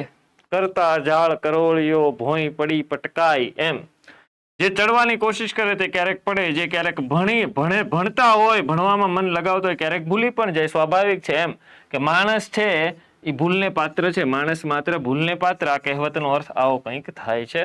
જવાબ અહીંયા આવે તમારો એ. સૂતનો અર્થ યાદ રાખજો મિત્રો. જો સૂત પૂછાય તો આનો અર્થ પુત્ર થાય. અને આ સૂત પૂછે તો આના ઘણા બધા અર્થ થાય. એમાંનો એક અર્થ છે સારથી. બરાબર, અહીં આન્સર આવે તમારો બી. આ સિવાય આગળ જઈએ, નીચેના પૈકી કઈ જોડણી સાચી? તો આ તો તમારે ઓબ્વિયસલી યાદ રાખવું જ પડે. જિંદાદિલી જ્યારે આવે ત્યારે બંને ઈ હસવા આવશે. આગળના બંને ઈ હસવા આવશે. જિંદાદિલી આન્સર આવે તમારો બી. ગુજરાતી સાહિત્ય વન લાઇનર અને હેતુલક્ષી પ્રશ્નોત્તરી સ્વરૂપેની બુક એમેઝોન પર અવેલેબલ છે. આ સિવાય આપણા યુવા ઉપનિષદ પબ્લિકેશનના કોઈ પણ બુક સ્ટોર પર અવેલેબલ છે, ત્યાંથી પરચેસ કરી લેજો. બહુ ડીપમાં આપેલું છે અને સાથે સાથે આ હેતુલક્ષી વર્ણનાત્મક સ્વરૂપેની જે બુક છે એની સાથે આ બુક એકદમ ફ્રીમાં મળે છે, તો આ ભૂલાય નહીં. 39મા નંબરનો સવાલ, શાયર છું પાળિયાને બેઠો કરી શકું છું. અમૃત ઘાયલની પંક્તિ છે કે અમૃતથી બે હોઠ હેઠા કરી શકું છું, મૃત્યુના હાથ પળવારમાં હેઠા કરી શકું છું. આ મારી શાયરી તો સંજીવની છે ઘાયલ, શાયર છું પાળિયાને બેઠા કરી શકું છું. તો અહીંયા એની જે છેલ્લી લાઈન લીધેલી છે કે શાયર છું પાળિયાને બેઠા કરી શકું છું, એનો અલંકાર જણાવવાનો છે. આ પંક્તિમાં સારું લાગે પણ હકીકતમાં શાયર છે એ ક્યારે પાળિયા શાયરથી બેઠા થાય ખરા? પાળિયા માનીએ કે આધ્યાત્મિક સ્વરૂપે જોવા જઈએ તો પાળિયા એક સંસ્કૃતિ છે, એમાં જીવ રહેલો હોય, બરાબર, હાજરા હજુર હોય. પણ જે ટેકનિકલી રીતે તમે જોવા જાઓ તો પાળિયા ક્યારે જમીનમાંથી બેઠા થાય? ના થાય. પાળિયા એટલે શું? ઘણા લોકોને ખબર ના હોય તો કહી દઉં. ગામના પાદરે તમારા ગામના લોકોની રક્ષા માટે, બેનું દીકરીઓની લાજ રાખવા માટે કે પછી કોઈ ધર્મની રક્ષા માટે, ગાયોને રક્ષા કાજે જે કોઈ પોતાના બલિદાન આપ્યો એમની યાદમાં એક સ્મારક બનાવવામાં આવે પથ્થર રૂપી, એને પાળિયા કહેવામાં આવે છે, બરાબર. પાળિયા હોય છે બધા, જેની ઉપર સિંદૂર લગાવવામાં આવે છે, દરેક ગામના પાદરે જોવા મળે. સૌરાષ્ટ્રમાં ખાસ પાળિયા સંસ્કૃતિ તમને જોવા મળશે. તો આ પાળિયાને બેઠો કરી શકો હકીકત કરતા વધારે વર્ણન છે, અને હકીકત કરતા જ્યારે વધારે વર્ણન કરવામાં આવે ત્યારે અતિશયોક્તિ એકમાત્ર અલંકાર બને. 43મા નંબરનો સવાલ, જોડકા જોડવાના છે. મનહર, સ્ત્રગધરા, શાર્દુલ, વિક્રીડિત, અનુષ્ટુપ અને સામે અક્ષરોની સંખ્યા આપી છે. તો મનહરમાં ખબર છે 16 + 15 નું બંધારણ એટલે 31 અક્ષર બને. પહેલા ચરણમાં 16, બીજા ચરણમાં 15. સ્ત્રગધરા છે એ 21 અક્ષરનો છંદ છે, બરાબર. મ ર ભ ન ય ય ય. કેટલા ગણ છે? 3 ને 3 6 ને 7 ગણ છે. એક ગણમાં 3 અક્ષર હોય, 3 અક્ષરોના સમૂહને એક ગણ કહેવાય. તો 7 તેરી 21 અક્ષર થઈ ગયા. શાર્દુલ વિક્રીડિત છે એ 19 અક્ષરનો છંદ છે. માસી જાસે તુતે ગા એટલે કે મસ જસ ત ત ગા. 1 2 3 4 5 6 6 ગણ છે અને એક આ ગા એટલે ગુરુ અક્ષરની સંજ્ઞા છે. 6 ગણ 6 તેરી 18 ને 1 19 અક્ષર. ત્યારબાદ અનુષ્ટુપ છે 8 અક્ષરના 4 ચરણ. પ્રથમ અને ત્રીજા ચરણમાં પાંચમો, છઠ્ઠો, સાતમો અક્ષર લઘુ ગુરુ ગુરુ યાની કે ય ગણ બનાવે, અને બીજા અને ચોથા ચરણમાં પાંચમો અને છઠ્ઠો અને સાતમો અક્ષર જે છે એ લઘુ ગુરુ લઘુ યાની કે જ ગણ બનાવે. તો એ અનુષ્ટુપ છંદ છે. અહીંયા આપણો જવાબ આવે એમાં 1, બીમાં 3, સીમાં 4 અને ડીમાં 2 એટલે 1 3 4 2. એકમાત્ર સી ઓપ્શન છે અહીંયા, 1 3 4 અને તળપદા શબ્દો, કંકુ લગાવેલ રૂની વાટમાંથી બનાવેલી શેર એને કે નાગલા. જે પેલી લાંબી વાટ બનાવે ને જે નવરાત્રીમાં તમે જોયું છે, મોટા મોટા દીવડાઓમાં ઘીમાં મૂકે, એને નાગલા કહેવાય. કંકુ લગાવેલ રૂની વાટમાંથી બનાવેલી શેર. આ સિવાય નાગપંચમીના દિવસે જે કાલ્પનિક નાગદેવ બનાવીએ છીએ એ પણ આમાંથી બને. જવાબ આવે તમારો સી. મિતાહારી એનું વિરુદ્ધાર્થી ક્યું નથી. જો મિતાહારી એટલે શું થાય? જરૂર પૂરતું, ખપ પૂરતું ખાનારું હોય એને મિતાહારી કહેવાય. માંસાહારી એટલે કોઈ લેવા દેવા નથી. અક્રાંતિયું એટલે હદ કરતા વધારે લિમિટ બારું ખાનારું હોય ને, ખાઉધરું, એને અક્રાંતિયું કહેવાય. અહીંયા અલ્પાહારી એટલે જરૂર પૂરતું ઓછું ખાનારું, આને અલ્પાહારી કહેવાય. રોવહારીનો કોઈ અર્થ નથી. આન્સર આવે તમારો સી. ઓકે. 63મો સવાલ છે, રૂઢિપ્રયોગનો કયો વિકલ્પ અયોગ્ય છે? અડવું લાગવું. તો અડવું એટલે શું થાય? સારાનો વિરુદ્ધાર્થી છે, કે સારું હોય એનું વિરુદ્ધાર્થી શું છે? તો કે અડવું. તો અડવું લાગવું મતલબ સારું ન લાગવું. તો આ રૂઢિપ્રયોગ છે એ સાચો છે. 2 પાંદડે થવું, તો કેમ કહીને કે આપણે 2 પાંદડે, અમે માંડ હજુ 2 પાંદડે થયા છે એટલે કે અમારી આર્થિક સ્થિતિ સારી થઈ. તરણોપાય કરવો, તારણનો ઉપાય કરવો એટલે બચવાની તરકીબ શોધવી, ઉદ્ધાર થવાના પ્રયત્નો, એના કોઈ ઉપાય શોધી લેવો, બરાબર. મીઠાના હળ આંકવા એટલે થશે મિત્રો ખેદાન મેદાન કરી નાખવું, ખેદાન શું થાય? ખેદાન મેદાન કરી નાખવું અથવા ઉજ્જડ કરી નાખવું. ક્લિયર? તો અહીંયા આ જે છે એ ખોટો રૂઢિપ્રયોગ અને અર્થ છે. જવાબ આવે તમારો ડી. ત્યારબાદ ગુજરાતી વ્યાકરણ છે એ બુક આપણે એમેઝોન પર અવેલેબલ છે, કોઈ પણ બુક સ્ટોર પર અવેલેબલ છે, ત્યાંથી પરચેસ કરી લેવી. આ સિવાય ગુજરાતી વ્યાકરણ જો તમારે ડિટેલમાં ભણવું હોય તો આપણા જયેશ રાયસર દ્વારા રેકોર્ડેડ થયેલો કોર્સ એપ્લિકેશન પર અવેલેબલ છે, ત્યાંથી પણ તમે પરચેસ કરી શકો છો. 74મા નંબરનો સવાલ આવીએ. ભગવાન માટે કમાણીનો થોડો ભાગ આપણે રાખવો જોઈએ. રેખાંકિત પદ કયું હતું? તો કે આ. કઈ વિભક્તિ દર્શાવે? પહેલી વાત તો માટે પ્રત્યય એટલે સંપ્રદાન દર્શાવે, ફાઇનલ છે. આ સિવાય ક્રિયાનો હેતુ દર્શાવે.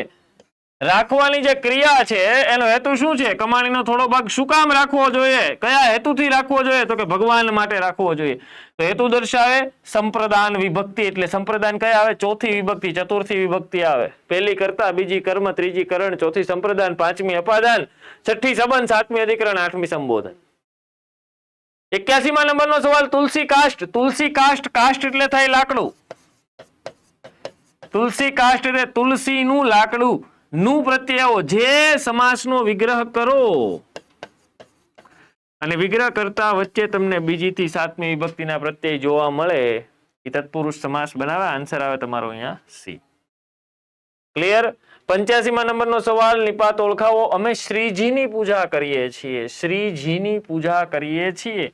તો અહીંયા જી જે છે એ વિનયવાચક નિપાત છે અને બધા નિપાતની વચ્ચે વિનયવાચક નિપાત એકમાત્ર એવો નિપાત છે જે શબ્દની સાથે જોડાઈને લખાય, બાકી બધા નિપાત છે એ છૂટા લખાશે.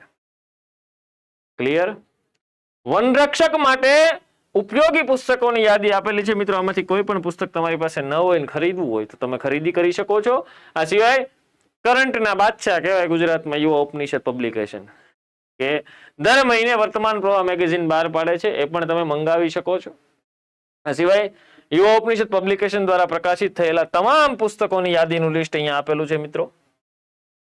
અને છેલ્લે અહીંયા સુધી મને સાંભળ્યું, મારી પાસેથી કંઈ શીખા, આપણે મજા કરીએ, બદલ આપ સૌનો ખૂબ ખૂબ આભાર. ફરી મળીશું ક્યારેક નવા વિડીયો સાથે, નવા સેશનમાં. ત્યાં સુધી સૌને જય હિન્દ, જય જય ગરવી ગુજરાત. નમસ્કાર વિદ્યાર્થી મિત્રો, સ્વાગત છે આપ સૌનું યુવા ઉપનિષદની ઓનલાઈન પ્લેટફોર્મ ઉપર. મિત્રો 7 પગલા હાવજના આપણી વનરક્ષક સ્પેશિયલ મોક ટેસ્ટ સિરીઝની અંદર આપણે સોલ્યુશન મેળવવાના છે મોક ટેસ્ટ નંબર 2 ના મેથ્સ અને રીઝનિંગ સબ્જેક્ટનું. શરૂઆત કરીએ છીએ બહુ વિલંબ ન કરતા. 7 પગલા હાવજના મોક ટેસ્ટ સિરીઝ બાબતે તમને કહેવાની કશી જરૂર મને લાગતી નથી, કેમ કે આનાથી સસ્તું તમે લગભગ કંઈ જોયું નહીં હોય. સાહેબ 100 રૂપિયા ફીસ છે, 7 મોક ટેસ્ટ સિરીઝ છે, જેની આખી સિરીઝમાં 7 મોક ટેસ્ટ છે, જે પૈકી પ્રથમ 2 ફ્રી છે, જેમાંથી બીજી જે ફ્રી હતી તેનું સોલ્યુશન આપણે મેળવી રહ્યા છે. તો અગાઉની મોક ટેસ્ટ મારે આપવી હોય તો શું કરવાનું? સાહેબ તમે સૌથી પહેલા મોક ટેસ્ટની ખરીદી કરી લો, જેથી તમારું આ રિધમ ના તૂટે. ઓકે, ચાલો આગળ વધીએ છે. સવાલ નંબર પહેલો કે સાહેબ આ તો કશે મેં ફોર્મ્યુલા જોયો તો એનાથી થાય. શું છે ફોર્મ્યુલા? તો કે a² - b². ઓકે, પણ સાહેબ અહીંયા a² - b², અહીંયા a² - b², અને આ ફોર્મ્યુલા ન આવડે તો આ ન થાય? અરે થાય સાહેબ, બધું સેમ જ છે. હું કહું છું તમે 12 નો વર્ગ કરી દો, 144. ઓકે, ત્યાર પછી 4 નો વર્ગ કરી દો, પછી 9 નો વર્ગ 81, ત્યારબાદ 3 નો વર્ગ કેટલા થાય? તો કે સાહેબ 9. હવે કે સાહેબ આ 2 ની બાદબાકી કરો. 2 ની બાદબાકી કરીશું તો અહીંયા કેટલા વધે છે? તો વધે છે તમારા 138, 128. 128 અને આ બાદબાકી કરશો તો 72. એટલું કામ થઈ ગયું. કેમ કામ થઈ ગયું? તો કે સાહેબ તમે બંનેને 4 વડે ભાગાકાર કરી શકો. 4 વડે શું? 8 વડે કરી શકો. 8 વડે ભાગાકાર કરીએ ને તો 8 × 8 વધ્યા કેટલા? તો કે સાહેબ 8 ગયા, 4 વધ્યા, 8 × 6 = 48. ઓકે, પછી તો કે 8 × 9 = 72. હવે ભાગાકાર થતો નથી, કરવાની જરૂર નથી. કેમ? કેમ કે અહીંયા જવાબ મારો આવી ગયો સાહેબ. ઓહો, ટર્ટલ તો જો સાહેબ જોરદાર, વનરક્ષકની સ્પેશિયલ ફિલિંગ આવે સાહેબ, એવું ડિઝાઇન કર્યું છે. ચાલો આગળ વધીએ છે.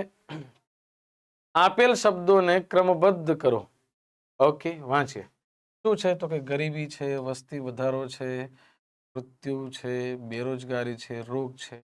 હવે મને કંઈક દેખાય છે સાહેબ આની અંદર. આ બધાનું જડમૂળ શું દેખાય છે સાહેબ? મને એવું લાગે છે કે સૌથી પહેલા જો વસ્તી વધારો થયો, જો વસ્તી વધારો થયો ને તો શું ફેલાઈ શકે? તો કે સાહેબ બેરોજગારી ફેલાય. 1 અને 4 ક્યાં આવે છે? સોરી, 2 અને 4. 2 અને 3 છે, અહીંયા નથી, અહીંયા નથી, અહીંયા નથી. તો સાહેબ કઈ વિચારવા જેવું રહ્યું નહીં. હવે જોઈ લઈએ આપણે તો કે સાહેબ વસ્તી વધારો થશે, બેરોજગારી થશે, ત્યાર પછી તેના કારણે ગરીબી થશે. હવે બેરોજગારી થાય તો ગરીબી થાય, અને ત્યાર પછી તો કે સાહેબ ગરીબી થાય તો રોગ વચ્ચે લોકો વચ્ચે ફેલાશે, તો ઈલાજ કરવાના પૈસા રહેશે નહીં, અને જો રોગ વધ્યા તો સાહેબ મૃત્યુ તો થવાનો જ છે. ઓકે, એટલા માટે આ સાચું છે. તમે આમ પણ કરી શકતા હતા. સવાલ નંબર નેક્સ્ટ તરફ જઈએ. એને કીધું છે તો 5, 8, 9, x અને 4. ટૂંકમાં આ x ની જગ્યા કોઈ એક અંક હશે જેથી આ 4 વડે વિભાજ્ય થઈ જાય. તો x ની કિંમત આપણે શું મૂકીએ તો એવું થાય? મિત્રો 4 ની ભાગાકારની ચાવી છે. ભાગાકારની ચાવી એમ કહે છે કે ભાઈ જો છેલ્લા 2 અંકો વડે બનતી સંખ્યા 4 ના ઘડિયામાં આવે, ટૂંકમાં 4 વડે વિભાજિત થાય, 4 ની અવયવી હોય, તો 4 વડે આપેલ સંખ્યાને વિભાજન કરી શકાય. અચ્છા, તો x ની કિંમત શોધવાની છે. 1 મૂકો તો અહીંયા 14 થશે. 14 તો 4 ના ઘડિયામાં આવતો નહીં. 74 આવતો નહીં. 8 મૂકો તો 84. હા સાહેબ આવે છે. ઓકે, ખતમ થઈ ગયું. આ આપણો જવાબ થઈ ગયો. 84 4 વડે કપાય છે ને, જોઈ લો. 84 ભાગ્યા 4, 4 2 8, 4 1 તો 21 ચોક 84 પણ ડાયરેક્ટ થઈ શકે. મિત્રો સવાલ નંબર નેક્સ્ટમાં જઈએ તો આની અંદર તમારે યાદ રાખવાનું, જ્યારે વર્ગમૂળમાં કોઈ સંખ્યા સેમ આપેલી હોય, અપ ટુ ઇન્ફાઇનિટ હોય, તો તેને તે જ સંખ્યા જવાબ આવે, અને અહીંયા તે સંખ્યા તો છે નહીં. એટલા માટે મારો જવાબ શું થશે? તો કે 1 પણ નહીં. એવો મારો જવાબ. એકદમ સહેલું. આ તો સાહેબ ફ્રીનો માર્ક્સ હતો. ઓકે, એક શાળામાં 1440 વિદ્યાર્થીઓમાં, ઓકે, આ 1440 વિદ્યાર્થીઓમાં, ઓકે, છોકરા અને છોકરીઓનું પ્રમાણ, આ બોયઝ અને ગર્લ્સનું પ્રમાણ આપણે એવું લખી દઈએ છીએ. ઓકે, છોકરાઓ અને છોકરીઓ 7:5 છે. આ લખી દો 7:5. પછી એને શું કહ્યું? તો ઓછામાં ઓછી કેટલી નવી છોકરીઓ જોડાય તો છોકરા છોકરીઓનું પ્રમાણ 7:6 થાય. ઓહો સાહેબ, આ તો એકદમ સહેલો સવાલ. સવાલ વાંચીને ગભરાવાનું નહીં. કેમ? સંખ્યામાં કોનો બદલાવ નથી થતો? તો કે છોકરાઓમાં બદલાવ નથી થતો. એમના એકમ તો 7 જ આપી દીધા. આમાં 1 એકમનો બદલાવ થયો. ખતમ. આની કિંમત શોધો, તમારું કામ થઈ જાય. મિત્રો 1440 છે, 7 5 12. આ ભાગાકાર કરશું તો 120 આવ્યો. 120 ગુણ્યા 5. ગર્લ્સ કેટલી છે ભાઈ સાહેબ? તો કે ગુણ્યા 5. તો કે સાહેબ 600 ગર્લ્સ છે. અચ્છા, 600 ગર્લ્સ જે કેટલા યુનિટની કિંમત છે? 5. તો 5 યુનિટ વડે ભાગાકાર કરીશું તો આ 120 આવશે. 120 કેટલા યુનિટની કિંમત કહેવાય? 1, જે અહીંયા બી મળી તે આપણને 1 યુનિટની કિંમત 120 થઈ, તો 120 છોકરીઓ આમાં વધારી દો સાહેબ, તમારું ટાર્ગેટ પૂરું થઈ જશે. ઓકે, જો કોઈને જોવું હોય તો ડિટેલ ગણજો, પણ પરીક્ષામાં કંઈક આ રીતે કરવું પડશે, એટલે ફાસ્ટ કામ થઈ જશે. 100 મીટરની એક દોડમાં થોડો લોજિકલ સવાલ હતો સર. 100 મીટરની એક દોડમાં રમેશ 36 સેકન્ડ, ઓકે, અને સુરેશ 45 સેકન્ડ લે છે. સાહેબ શરૂઆતનો સ્ટાર્ટિંગ પોઈન્ટ આ છે, સ્ટાર્ટિંગ પોઈન્ટ એસપી. અહીંયાથી એન્ડ પોઈન્ટ જવાનું છે, આ છે એન્ડ પોઈન્ટ ઈપી, અને જવાનું છે કેટલા મીટર? તો કે 100 મીટર જવાનું છે. 2 વ્યક્તિ દોડે છે. કોણ દોડે છે? સૌથી પહેલા ભાઈ રમેશ દોડે છે.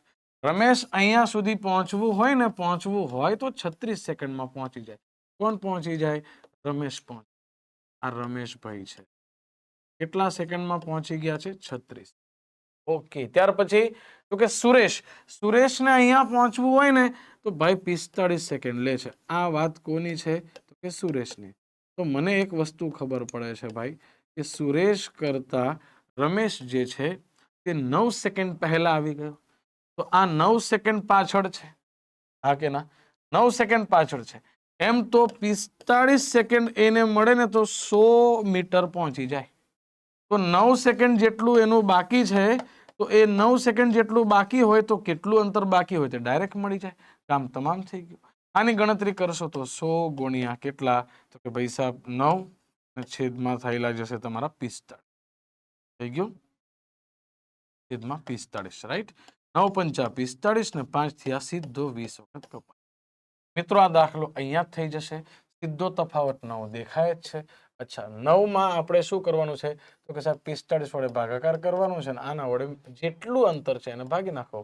તમારો જવાબ અહીંયા ને અહીંયા આવી જશે, 20 મીટર.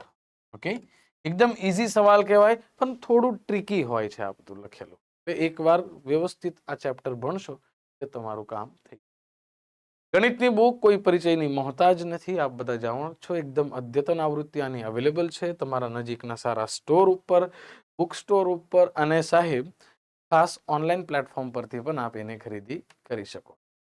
બુક અગેન રીઝનિંગની, સાહેબ રીઝનિંગની પ્રેક્ટિસ કરવી હોય તો કે સાહેબ લોટ્સ ઓફ એક્ઝામ્પલ એની અંદર છે, લોટ ઓફ ચેપ્ટર્સ એની અંદર છે. એટલે તમે એકવાર ખાસ આને પરચેસ કરી એની તમારી તૈયારીને અપડેટ કરજો. સવાલ નંબર 45 તમારા પેપરની અંદર હતો. શું કહેતો હતો? રવિ અમનના પિતાની બહેનનો દીકરો છે. ઓકે, અમનના પિતા, આ એના પિતા છે, ખબર નહીં નામ. ની બહેન, આ એની બહેન છે. નો દીકરો કોણ છે? તો કે રવિ છે. રવિ એટલે એક પુરુષ થાય. જો અમનના પિતા પુરુષ, એની બહેન એક સ્ત્રી, અને આનો પુત્ર રવિ છે એટલે એક પુરુષ થયો. આટલું પહેલી લાઈન કહે છે. ઓકે, પછી આગળ જઈએ તો સાહિલ એ દિવ્યાનો દીકરો છે. સાહેબ અહીંયા નથી દિવ્યા, નથી સાહિલ, તો હું લખું સાહિલ. ઓકે, એ દિવ્યાનો દીકરો છે. આ રહી દિવ્યા, ખબર નહીં, સોરી ખબર જ છે, આ ફિમેલ. દિવ્યાનો દીકરો છે ને દિવ્યા તો ફિમેલ કહેવાય. ઓકે, પછી કે જે ગૌરવની માતા અને અમનની દાદી માતા. કોણ? કે સાહેબ ધ્યાનથી વાત. સાહિલ એ દિવ્યાનો દીકરો છે ને દિવ્યા જે છે ને તે ગૌરવની માતા છે. હવે ગૌરવની માતા હોય તો સાહિલની બી તો માતા છે. તો ગૌરવ અને સાહિલ બે ભાઈ ભાઈ. અને કોની દાદીમાં છે? તો કે સાહેબ અમનની દાદીમાં છે. અમન તો આ રહ્યો. દાદીમાં કોણ થાય? તો કે સાહેબ દાદીમાં તો પિતાની માતા હોય. તો આ દાદી દિવ્યાબેન જો આના દાદી થવાના હોય તો પિતાની માતા હશે એની દિવ્યા. હા, હવે આ આના પુત્રો છે તો આ એના ભાઈઓ થઈ શકે, અથવા તો આના પૈકી કોઈ એસ કે જી, સાહિલ કે ગૌરવ હોઈ શકે. ઓકે, કઈ વાંધો નહીં. આ અહીંયા જતી રહી છે એટલું અત્યારે સમજાય છે, બાકી ક્લિયર થતું નથી. પછી આગળ જઈએ. અશોક તાન્યાનો પિતા છે. જોજો અહીંયા તાન્યાય નથી અને અહીંયા કઈ નથી, તો કઈ વાંધો નહીં. અશોક જે છે તે પિતા છે. કોનો? તાન્યાનો. ઓકે, આ કોણ હતો ભાઈ? અમન હતો. હે, અને આ અશોક છે એ કે. તાન્યાના પિતા હોય તો તાન્યા તો એક ફિમેલ થાય અને અશોક એક પુરુષ થાય. થઈ ગયું. પછી અને રવિના નાનાજી છે. કોણ? આ રવિના નાનાજી. સાહેબ રવિ તો અહીંયા અવેલેબલ છે મારી પાસે. આ રહ્યો રવિ. રવિ એક પુરુષ છે, તેના નાનાજી. નાનાજી શું થાય? તો કે માતાના પિતા. કોણ? આ અશોકભાઈ. હવે સાહેબ ધ્યાનથી જોશો, આ અશોકભાઈ એક પુરુષ છે, આનો આ ભાઈ છે, એની આ દિવ્યા માતા છે. તો આ તો પતિ પત્ની થઈ ગયા. હાજી થઈ ગયા. આગળ વાંચી. દિવ્યા અશોકની પત્ની છે. લો બોલો, અમે તો સમજી ગયા સાહેબ. તો રવિ દિવ્યા સાથે શું સંબંધ ધરાવે? કોની સાથે? દિવ્યા સાથે. હંમેશા આવું જ્યારે વાક્ય આવે ત્યારે જેની સાથે શબ્દ લખ્યો છે તે બીજા વ્યક્તિને શું બોલાવશે તે તમારે જવાબ આપવાનો હોય છે. અચ્છા, તો રવિ આ રહ્યો, દિવ્યા આ રહી. આ લોકો ક્યાં છે? મારે કઈ લેવા દેવા નહીં. આમના બેની વાત થાય છે. ઓકે, તો રવિ શું છે? તો કે દિવ્યાની પુત્રીનો પુત્ર છે. પુત્રીનો પુત્ર શું કહેવાય? દોહિત્ર કહેવાય. શું કહેવાય ભાઈ? કહેવાય. આ તમારો જવાબ. ક્યાં છો? એકદમ ઈઝી. કઈ કરવાનું, થોડું ડીપ એટલે લખાયું કેમ કે બ્લડ રિલેશનમાં લોકો ગભરાતા હોય છે. Next number. 1 થી 100 સુધીની સંખ્યાઓ લખવામાં આવે તો કુલ કેટલા અંકોની જરૂર પડે? એક મિત્રે મને એવો જવાબ આપ્યો કે સાહેબ 1 થી 100 હોય, ગમે તેટલા હોય, અંક તો સાહેબ 10 જ છે દુનિયામાં, 0 થી 9. તો આમાં 10 તો ઓપ્શનમાં જ નથી. નહીં સાહેબ, આ શું કહેવા માંગે છે સવાલ? કે સમજી લો તમારી પાસે કશે કોમ્પ્યુટરમાં તમે લખી રહ્યા છો 1 2 3 4 5 આમ 100 સુધી લખવાના છો, તો તમે જે અંકો લખ્યા છે ને એ કુલ કેટલા હશે? તો એ સાહેબ હું 1 થી 9 લખું 1 2 3 4 5 6 5 6 7 8 9 આ બધી એક અંકની સંખ્યા છે એટલે આ બધા મળીને મારા કુલ અંક કેટલા થઈ ગયા તો કે અત્યાર સુધી મને 9 અંકની જરૂર પડે. પછી હવે આગળ 10 11 12 એવું લખીશ ને તો દરેક જગ્યાએ મને 2 અંકની જરૂર પડશે. એવું ક્યાં સુધી જશે તો કે આ કહાની જશે સાહેબ 99 સુધી. તો અહીંયા આખા ગેપમાં 10 થી 99 માં કુલ 90 અંક 90 સંખ્યાઓ આવશે.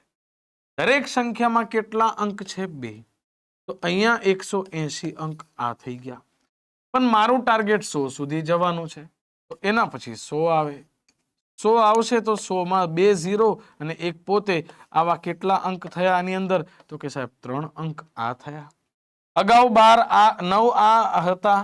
ઓકે અને આ 180 એટલે ભાઈ સાહેબ બધું પ્લસ કરીશ તો મને ખબર પડશે 180 ને 9 ને 3 12 એટલે 192 અંકોની જરૂર 1 થી 100 માં પડે. મિત્રો હજુ એક સલાહ તમને આપીશ કે આ યાદ જ રાખી લેશો તો વધારે સારું છે. અઘરું છે જ નહીં. કેમ અઘરું નથી? કેમ કે સાહેબ આપણે એટલું યાદ રાખવાનું છે કે 192 અંક અથવા તો કોઈ કીબોર્ડમાં મારે ટોટલ 192 આંકડા દબાવવા પડશે ત્યારે હું 101 થી 100 સુધી લખી શકીશ. બસ ખલાસ થઈ ગયું. હવે તો કે સાહેબ આ સવાલ અગેન મફતનો. કેમ? એને પૂછ્યું A અને B 1/5 છે, A અને C 1/3 છે. ધ્યાનથી જોશો A અને B 1/5 છે. અહીંયાથી પણ થઈ જાય. આ જવાબ દેખાઈ જ રહ્યો છે તો બી બતાવું છું. અહીંયા બંને જગ્યાએ કોમન કોણ છે તો કે સાહેબ A છે. A નો બંને વખત કેટલો તો કે 1 એકમ જ આપ્યો તો સરખા જ આપ્યા. હવે કોઈ ચિંતા નહીં, ડાયરેક્ટ લખી. તમારે A જેમ B જેમ C લખવું છે. અલગ હોતે તો કોઈ વાત હોતે. ચાલો વાંધો નહીં. અહીંયા A કેટલો છે તો કે 1. અહીંયાથી લખો કે અહીંયાથી લખો કોમન જ છે, વાંધો નહીં. અને જો સરખા હોય તો B માં ડાયરેક્ટ જે દેખાય તે લખી દો, C માં ડાયરેક્ટ જે એ લખી દો. આ તમારું કામ થઈ ગયું. 1/5/3 જો આપણો ટર્ટલ આવી ગયો મસ્ત ધીમે ધીમે. આ તમારો જવાબ. આને સાહેબ ઘણા લોકો એ રીતે ગણે છે કે ભાઈ સાહેબ હું A B અને C આમ લખું ત્યાર પછી આમ તેમ એવો પણ કરી શકાય. કેવી રીતે થશે તો જે કોમન હોય તેને વચ્ચે લખો એટલે તમારું કામ થઈ ગયું. A જેમ B કીધું તો 1/5 કે હે ને. A માં કીધું ને 1 તો A માં 1 લખ્યો, B માં 5. પછી તો કે C માં કઈ કહ્યું.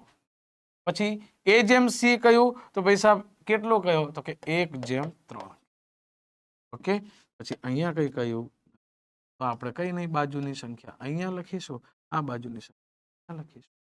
હવે તો કે સાહેબ કઈ નહીં, હવે સિમ્પલ ગુણાકાર કરવાનો છે. 5 એકુ 5 થાય, આ 1 એકુ 1 થાય અને 3 એકુ 3. પણ આ તો સાહેબ અલગ આવ્યું. અરે સાહેબ આ BAC છે. મને દાખલામાં શું માંગ્યું? A જેમ B જેમ C માંગ્યું. A માં 1 લખીશું, B માં 5 લખીશું અને C માં 3 લખીશું. એ તો આપણો જવાબ હતો. સવાલ નંબર નેક્સ્ટ તરફ જઈએ છે મિત્રો, બહુ વિલંબ કરતા નથી. સૌથી નાનામાં નાની બેકી અવિભાજ્ય સંખ્યા કઈ? સાહેબ નાનામાં નાની તો છોડી દો, બેકી અવિભાજ્ય સંખ્યા દુનિયામાં એક જ છે અને તે કઈ છે? સવાલ નંબર નેક્સ્ટ ઈઝી હતો એટલે આપણે બહુ વાર એનામાં કાઢી. 7 બેલ અનુક્રમે દર 2 મિનિટે, દર 3 મિનિટે, 4 5 4 6 8 9 અને 12 મિનિટે વાગે છે. ટૂંકમાં આપણી પાસે 7 અલગ અલગ અલાર્મ ઘડિયાળ છે જેની અંદર આપણે સમય સેટ કર્યો છે. પહેલી દર 2 મિનિટે વાગવાની, ત્યાર પછી દર 3 મિનિટે વાગવાની, એમ કરીને શું છે તો કે 4 6 8 9 અને 12 મિનિટે એ રીતે વાગશે એમ સેટ કર્યા. આ બેલ સવારે 5 વાગ્યે વાગ્યા છે બધા, એટલે બધા એક સાથે વાગી લીધા. કેટલા? 5 વાગ્યા અથવા સેટ કર્યા. તો ફરી કેટલા વાગે એક સાથે વાગશે સમજી લેજો. જ્યારે જ્યારે આવો સવાલ આવે તમારે શું કરવાનું તો કે ભાઈ સાહેબ સમયનો લસાઅ. સમયનો લસાઅ શું લેવાનો છે? સમયનો લસાઅનું એક શોર્ટકટ તમને કહું. આ ત્રણેય આ બધા સાથે સાથમાં આ મોટો આંકડો છે, મોટી સંખ્યા છે. મોટી સંખ્યા 12 છે. 12 ના ઘડિયામાં એવો આંકડો શોધો જે બધાના ઘડિયામાં આવતો હોય. કે 12 એકુ 12, 12 સાહેબ 2 3 4 6 બધામાં આવે પણ સાહેબ 8 અને 9 માં ના આવે. 12 દુ 24 સાહેબ અમુકમાં નથી આવતો, 9 માં 24 આવશે નહીં, વાંધો નહીં આગળ વધી. પછી 36 બધામાં આવશે પણ આમાં આવશે નહીં. પછી તો કે 72 72 એવો આંકડો દેખાય છે 12 છંગ 72 જે સાહેબ 9 માં આવે 8 માં આવે 6 માં આવે 4 માં આવે 3 માં આવે 2 માં, તો સીધો લસા થઈ ગયો 72. અચ્છા, એને સમય શેનામાં આપ્યો છે? મિનિટ. તો આ જવાબ પણ મિનિટમાં જ. 73 મિનિટ, સોરી 72 મિનિટ પછી એક સાથે વાગશે. 72 મિનિટ શું છે? તો કે સાહેબ આને 60 મિનિટ આનામાંથી કાઢો એટલે 1 કલાક થાય અને બાકી વધી 12 મિનિટ. અચ્છા, 1 કલાક 12 મિનિટ ક્યારથી? તો કે સવારે 5 વાગ્યાથી. સવાર 5 વાગ્યા પછી 1 કલાક એટલે વાગી તો 6 જશે જ, પણ તેની ઉપર કેટલી મિનિટ જવાની છે? 12 મિનિટ. તો 6 અને 12 કલાકે લગભગ મારી માહિતી મુજબ અહીંયા ડબલ ડોટ આવશે. 6 અને 12 કલાકે કંઈક આવું લખાયેલું હોવું જોઈએ. આ તમારો જવાબ જ હતો. કોઈ વાંધો નહીં, આવું હોય તો વધારે સારું. ચાલો આગળ વધીએ છીએ સાહેબ. શું કહે છે? તો કે ભાઈ સાહેબ a પ્લસ બી નો whole square plus a minus B નો હોલ સ્ક્વેર નું વિસ્તરણ ખાલી જગ્યા છે. સમજો સાહેબ, a પ્લસ બી નો હોલ સ્ક્વેર, આ તમે લગભગ જાણતા હશો કે આ a square plus B square plus 2ab થાય. ઓકે, પછી તો કે ભાઈ સાહેબ એને શું કહ્યું? તો કે a માઇનસ બી નો હોલ સ્ક્વેર. આગળ જઈએ મિત્રો, આગળ જશું તો શું થશે? તો કે કાંઈ નહીં સાહેબ, આ થશે a square plus B square minus 2. હવે તો કે સાહેબ આપણે એમનો સરવાળો કરવા, તો આ થઈ ગયું a પ્લસ બી નો whole square plus a minus B નો હોલ સ્ક્વેર. સરવાળો કરવાનો છે તો આ શું થશે? તો કે સાહેબ 2a સ્ક્વેર થઈ જશે પ્લસ આ 2b સ્ક્વેર થઈ જશે, અને આ તો પ્લસ માઇનસ ચાલ્યું જશે એટલે ખાતું સરભર, કઈ છે જ નહીં, ઝીરો, કઈ નથી. હવે આ તો પ્રશ્નમાં લખ્યું છે, આ જવાબ આવે. સાહેબ હું શોધ્યો, અહીંયા જવાબ તો છે નહીં એવો, તો શું આ ટીક કરી આવું? નહીં, આમાં બંનેમાં 2 કોમન છે, 2 કોમન કાઢ્યો, a square plus B square એમ પણ લખી શકે. તો આ તમારો જવાબ. 2 નો અર્થ સેમ જ છે, કોઈ ફરક. વધીએ નેક્સ્ટ સવાલ. મિત્રો, રીઝનિંગ તમારું અપડેટ કરવા માંગતા હોય તો તમે વેલિડિટી સાથે કોર્સની અહીંયા ફીઝ મેન્શન કરવામાં આવી છે, ખાસ ચેક કરજો અને અપડેટ પણ કરજો એકવાર કોર્સ પરચેસ કરીને. સેમ વસ્તુ મેથેમેટિક્સ માટે હું કહું છું, જો નાના નાના કન્સેપ્ટથી વસ્તુ ખોટી થતી હોય છે, એકવાર શીખો, અપડેટ કરો. અલગ અલગ વેલિડિટી, તેની અલગ અલગ ફીઝ અહીંયા મેન્શન છે, આપ જોઈ શકો મારી પાછળ. સાહેબ તમારું પેપર એકદમ સારું ગયું હશે. અપેક્ષા રાખું કે તમારા માર્ક્સે સારા આવતા હશે અને તૈયારી સારી શરૂ હશે. ફરી એકવાર મળીશું, ત્યાં સુધી ધન્યવાદ. Thank you. હેલો વિદ્યાર્થી મિત્રો, યુવા ઉપનિષદ ફાઉન્ડેશનની આ યુટ્યુબ ચેનલની અંદર આપ સૌ વિદ્યાર્થી મિત્રોનું હાર્દિક સ્વાગત છે. વનરક્ષક સ્પેશિયલ 7 પગલા આવજના મોક ટેસ્ટ નંબર 2 છે, એનું આજે દોસ્તો આપણે સોલ્યુશન જોવાના છીએ. આઈ હોપ કે તમે સારી રીતે આ મોક ટેસ્ટ આપી રહ્યા હશો, આ મોક ટેસ્ટની અંદરનો આપ લાભ લઈ રહ્યા હશો.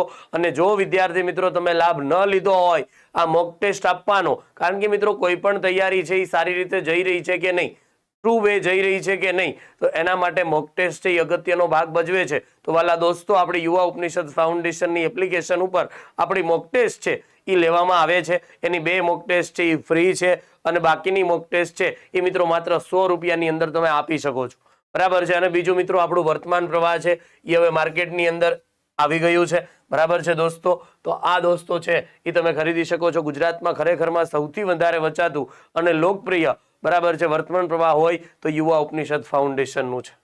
મિત્રો જુઓ, આ વીએમસી ના અને 7 પગલા હાવજના, બરાબર છે, આની મિત્રો મોક ટેસ્ટ છે એ ચાલુ છે દોસ્તો. આની પણ 2 મોક ટેસ્ટ અને આની પણ 2 મોક ટેસ્ટ છે એ તમને ફ્રી છે, અને અનુભવી ફેકલ્ટીઓ દ્વારા મિત્રો બનાવવામાં આવેલી છે. આ ખૂબ સારી રીતે તમે મૂલ્યાંકન વાળા દોસ્તો કરી શકો છો. ચાલો મિત્રો, 73માં બંધારણીય સુધારો કયા વડાપ્રધાનના શાસનકાળ દરમિયાન ઘડવામાં આવ્યો હતો? તો મિત્રો યાદ રાખજો, 73મો બંધારણીય સુધારો જે છે એ પીવી નરસિંહ રાવની જ્યારે સરકાર હતી ત્યારે મિત્રો ઘડવામાં આવેલો, તમને બધાને ખબર હશે, હે ને મિત્રો. જુઓ, કાચબાઈ કીધું છે ભાઈ નરસિંહ રાવ, બરાબર છે. ભારતીય બંધારણના નાગરિકો માટે એક સરખો દીવાની કાયદાનો ઉલ્લેખ છે કયા અનુચ્છેદની અંદર છે? તો બોલાવીએ કાચબાને, એ એમ કહે છે કે અનુચ્છેદ નંબર 44 ની અંદર એક સમાન દીવાની કાયદો છે, યુનિફોર્મ સિવિલ કોડ છે. એપલ કંપનીનો પ્રથમ સ્ટોર ભારતની અંદર ક્યાં શરૂ કરવામાં આવ્યો? તો યાદ રાખજો મિત્રો, એપલ કંપનીનો પ્રથમ સ્ટોર જે છે એ મુંબઈની અંદર શરૂ કરવામાં આવેલો છે. આ ખાસ યાદ રાખજો. ગુજરાતના ઉત્તમ પુસ્તકોના પ્રચારક, કવિ અને રાષ્ટ્રીય શાયર ઝવેરચંદ મેઘાણીના પુત્રને તેમના બાળકો અને પૌત્રો કયા નામે બોલાવતા હતા? તો યાદ રાખજો મિત્રો, મિમ્મીના નામે બોલાવતા હતા. બરાબર છે, આ ખાસ યાદ રાખજો. તાજેતર કયા મંત્રાલય દ્વારા મેરા ગાંવ મેરી ધરોહર નામની પહેલ શરૂ કરવામાં આવી? મિત્રો, સંસ્કૃતિ મંત્રાલય દ્વારા આ પહેલ છે ને એ શરૂ કરવામાં આવેલી છે. બરાબર મિત્રો, માર્કેટની અંદર સામાન્ય અભ્યાસ 1 અને સામાન્ય અભ્યાસ 2 બંને પુસ્તકો છે એ અવેલેબલ છે અને તમારી તૈયારી છે અને ખૂબ સારી રીતે મિત્રો દઢ કરી શકો છો અને પરીક્ષા પાસ કરી શકો છો. ગ્લુકોમા માનવ શરીરને કયા અંગને પ્રભાવિત કરે છે? તો મિત્રો યાદ રાખજો, ગ્લુકોમા જે છે એ આંખને પ્રભાવિત કરે છે. કોને પ્રભાવિત કરે છે? આંખને. મિત્રો, ઓઠાના મેળા સંદર્ભે નીચેના પૈકી કયું વિધાન છે એ સાચું છે? મિત્રો, આ મેળો અમદાવાદ જિલ્લાના ધંધુકા તાલુકાના વોઠા નામના સ્થળે ભરાય નહીં. આ મેળો ગુજરાતનો સૌથી મોટો મેળો છે. યસ, ધંધુકા નહીં, ક્યાં? ધોળકા આવશે. આ મેળો ભાદરવા સુદ પૂનમના દિવસે ભરાય નહીં. આ મેળો છે એ કારતક સુદ 11 થી લઈને કારતક સુદ પૂનમ સુધી ભરાય છે. બરાબર છે, તો અહીંયા મિત્રો આપણો જવાબ ખાલી શું આવશે? માત્ર 2 છે. બીજું વિધાન છે એ સાચું છે. ગ્રામ પંચાયતના એક વોર્ડમાં નોંધાયેલ મતદારોના મંડળને શું કહેવામાં આવે છે? તો એને મિત્રો કહેવામાં આવે છે ગ્રામ સભા. શું કહેવાય એને? ગ્રામ સભા. ઉપગ્રહ દ્વારા લેવાયેલ તસવીરોમાં વાદળો સફેદ શા કારણે દેખાય? મિત્રો, ઉપગ્રહો દ્વારા લેવાયેલ જે તસવીરો હોય ને એમાં વાદળો છે એ સફેદ રંગના દેખાય. શેના કારણે? તો યાદ રાખજો મિત્રો, વિકિરણના કારણે. શેના કારણે? વિકિરણના કારણે. તાજેતરમાં 5મી જૂન વિશ્વ પર્યાવરણ દિવસની ઉજવણી નિમિત્તે રાજ્યના 11 જિલ્લામાં મિષ્ટી યોજના અંતર્ગત કયા વૃક્ષનું વાવેતર કરવામાં આવશે? તો મિત્રો યાદ રાખજો, ચેરના વૃક્ષોનું. બરાબર છે, અથવા તો તમે એને કહેશો કે ભાઈ મેંગ્રુવના, અથવા તો તમે એને મિત્રો કહેશો કે ભાઈ સુંદરી. બરાબર છે, સુંદરીના વૃક્ષોનું વાવેતર કરવામાં આવશે આ યોજના અંતર્ગત. બરાબર છે, ગુજરાતના 11 જિલ્લામાં. મિત્રો, સામાન્ય અભ્યાસ 2 પણ માર્કેટની અંદર અવેલેબલ છે. ખૂબ સારી રીતે આ બુક્સ છે અને બનાવવામાં આવી છે, ઝીણવટપૂર્વક ધ્યાન રાખીને બનાવી છે. તમે મિત્રો આને ખરીદી શકો છો. 2 નદીની વચ્ચેનો જે પ્રદેશ છે એને શું કહેવાય? તો યાદ રાખજો મિત્રો, એને દોઆબ કહેવામાં આવે છે. ઓકે. ગુજરાતનો કયો જિલ્લો સૌથી વધુ નદીઓ ધરાવે છે? તો ગુજરાતનો સૌથી વધારે નદીઓ ધરાવતો જિલ્લો છે એ કચ્છ છે. કચ્છ છે કેટલી નદી ધરાવે ભાઈ? 97 નદી ધરાવે છે. સૌરાષ્ટ્ર ની અંદર કેટલી નદી છે? 71. તળ ગુજરાતની અંદર કેટલી નદી છે? 17. ગુજરાતમાં ટોટલ 185 નદી ગુજરાત સરકારના ચોપડે નોંધાયેલી છે.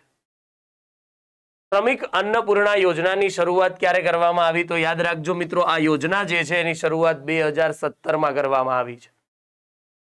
તાજેતરમાં જાહેર કરાયેલ વોટર બોડી સેન્સસ રિપોર્ટ વિશે નીચેના પૈકી કયા વિધાન સાચા છે? આ રિપોર્ટ કેન્દ્રીય જળ શક્તિ મંત્રાલય દ્વારા બહાર પાડવામાં આવ્યો. યસ. ગુજરાતમાં દર વર્ષે કુદરતી રીતે ભરાતા વોટર બોડીઝની દ્રષ્ટિએ દેશમાં સૌથી સમૃદ્ધ રાજ્ય છે. યસ. આ રિપોર્ટ મુજબ ભારતમાં તમિલનાડુ સૌથી વધારે તળાવ અને જળાશયો ધરાવે નહીં. તો અહીંયા પહેલું અને બીજું વિધાન છે એ કેવા છે દોસ્તો? સાચા છે. બરાબર છે. ઓઝા ભગત સંદર્ભે નીચેના પૈકી કયા વિધાનો સાચા છે? તેને ચાપખાના પિતા કહેવાય. યસ. તે જલારામ બાપા છે એમના શિષ્ય હતા. યસ. તેમણે કાચબા કાચબીનું પદ લખ્યું તો કાચબાને બોલાવીએ શું કહે છે? કાચબો એમ કહે છે ભાઈ. એ 3 વિધાનો છે એ સાચા છે. મિત્રો, કાચબો છે ને એ સંયમનું પ્રતીક હોય. શેનું પ્રતીક હોય? સંયમનું પ્રતીક. યાદ રાખજો, એટલે કાચબો છે એ ખૂબ જ બહુ જરૂરી છે. બરાબર છે, એને પહેરવો જોઈએ, પહેરતા હોય તો. મિત્રો, ગુજરાત સામાન્ય અભ્યાસ. મિત્રો યાદ રાખજો, ગુજરાત સામાન્ય અભ્યાસ એની અંદર ગુજરાતની તમામ માહિતી છે એને આવરી લેવામાં આવી છે. તો દોસ્તો આ પુસ્તક છે એને તમે ખરીદી શકો છો. સાહિત્ય અકાદમી દિલ્હી પુરસ્કાર મેળવનાર સૌપ્રથમ ગુજરાતી મહિલા સાહિત્યકારનું નામ શું છે? તો યાદ રાખજો મિત્રો, કુંદનિકા કાપડિયા છે કે જેમણે સૌપ્રથમ ગુજરાતી મહિલા છે કે જેને દિલ્હી સાહિત્ય પુરસ્કાર મેળવ્યો છે. તાજેતરમાં ગુજરાત રિયલ એસ્ટેટ રેગ્યુલેટરી ઓથોરિટીના નવા અધ્યક્ષ તરીકે કોની નિમણૂક કરવામાં આવી છે? તો અનિતા કરીવલ જે છે એની નિમણૂક કરવામાં આવી છે. ભારતીય અર્થતંત્રના કયા ક્ષેત્રમાં રોજગારીનું પ્રમાણ સૌથી વધારે હોય છે? તો યાદ રાખજો મિત્રો, પ્રાથમિક ક્ષેત્રની અંદર સૌથી વધારે મિત્રો રોજગારીનું પ્રમાણ હોય છે. એફડીઆઈ શબ્દ કયા ક્ષેત્ર સાથે સંકળાયેલો છે મિત્રો? ફોરેન ડાયરેક્ટ ઇન્વેસ્ટમેન્ટ, કે જે મિત્રો યાદ રાખજો વિદેશી રોકાણ સાથે જોડાયેલો શબ્દ છે. કાચબો આમાં આવી ગયો છે.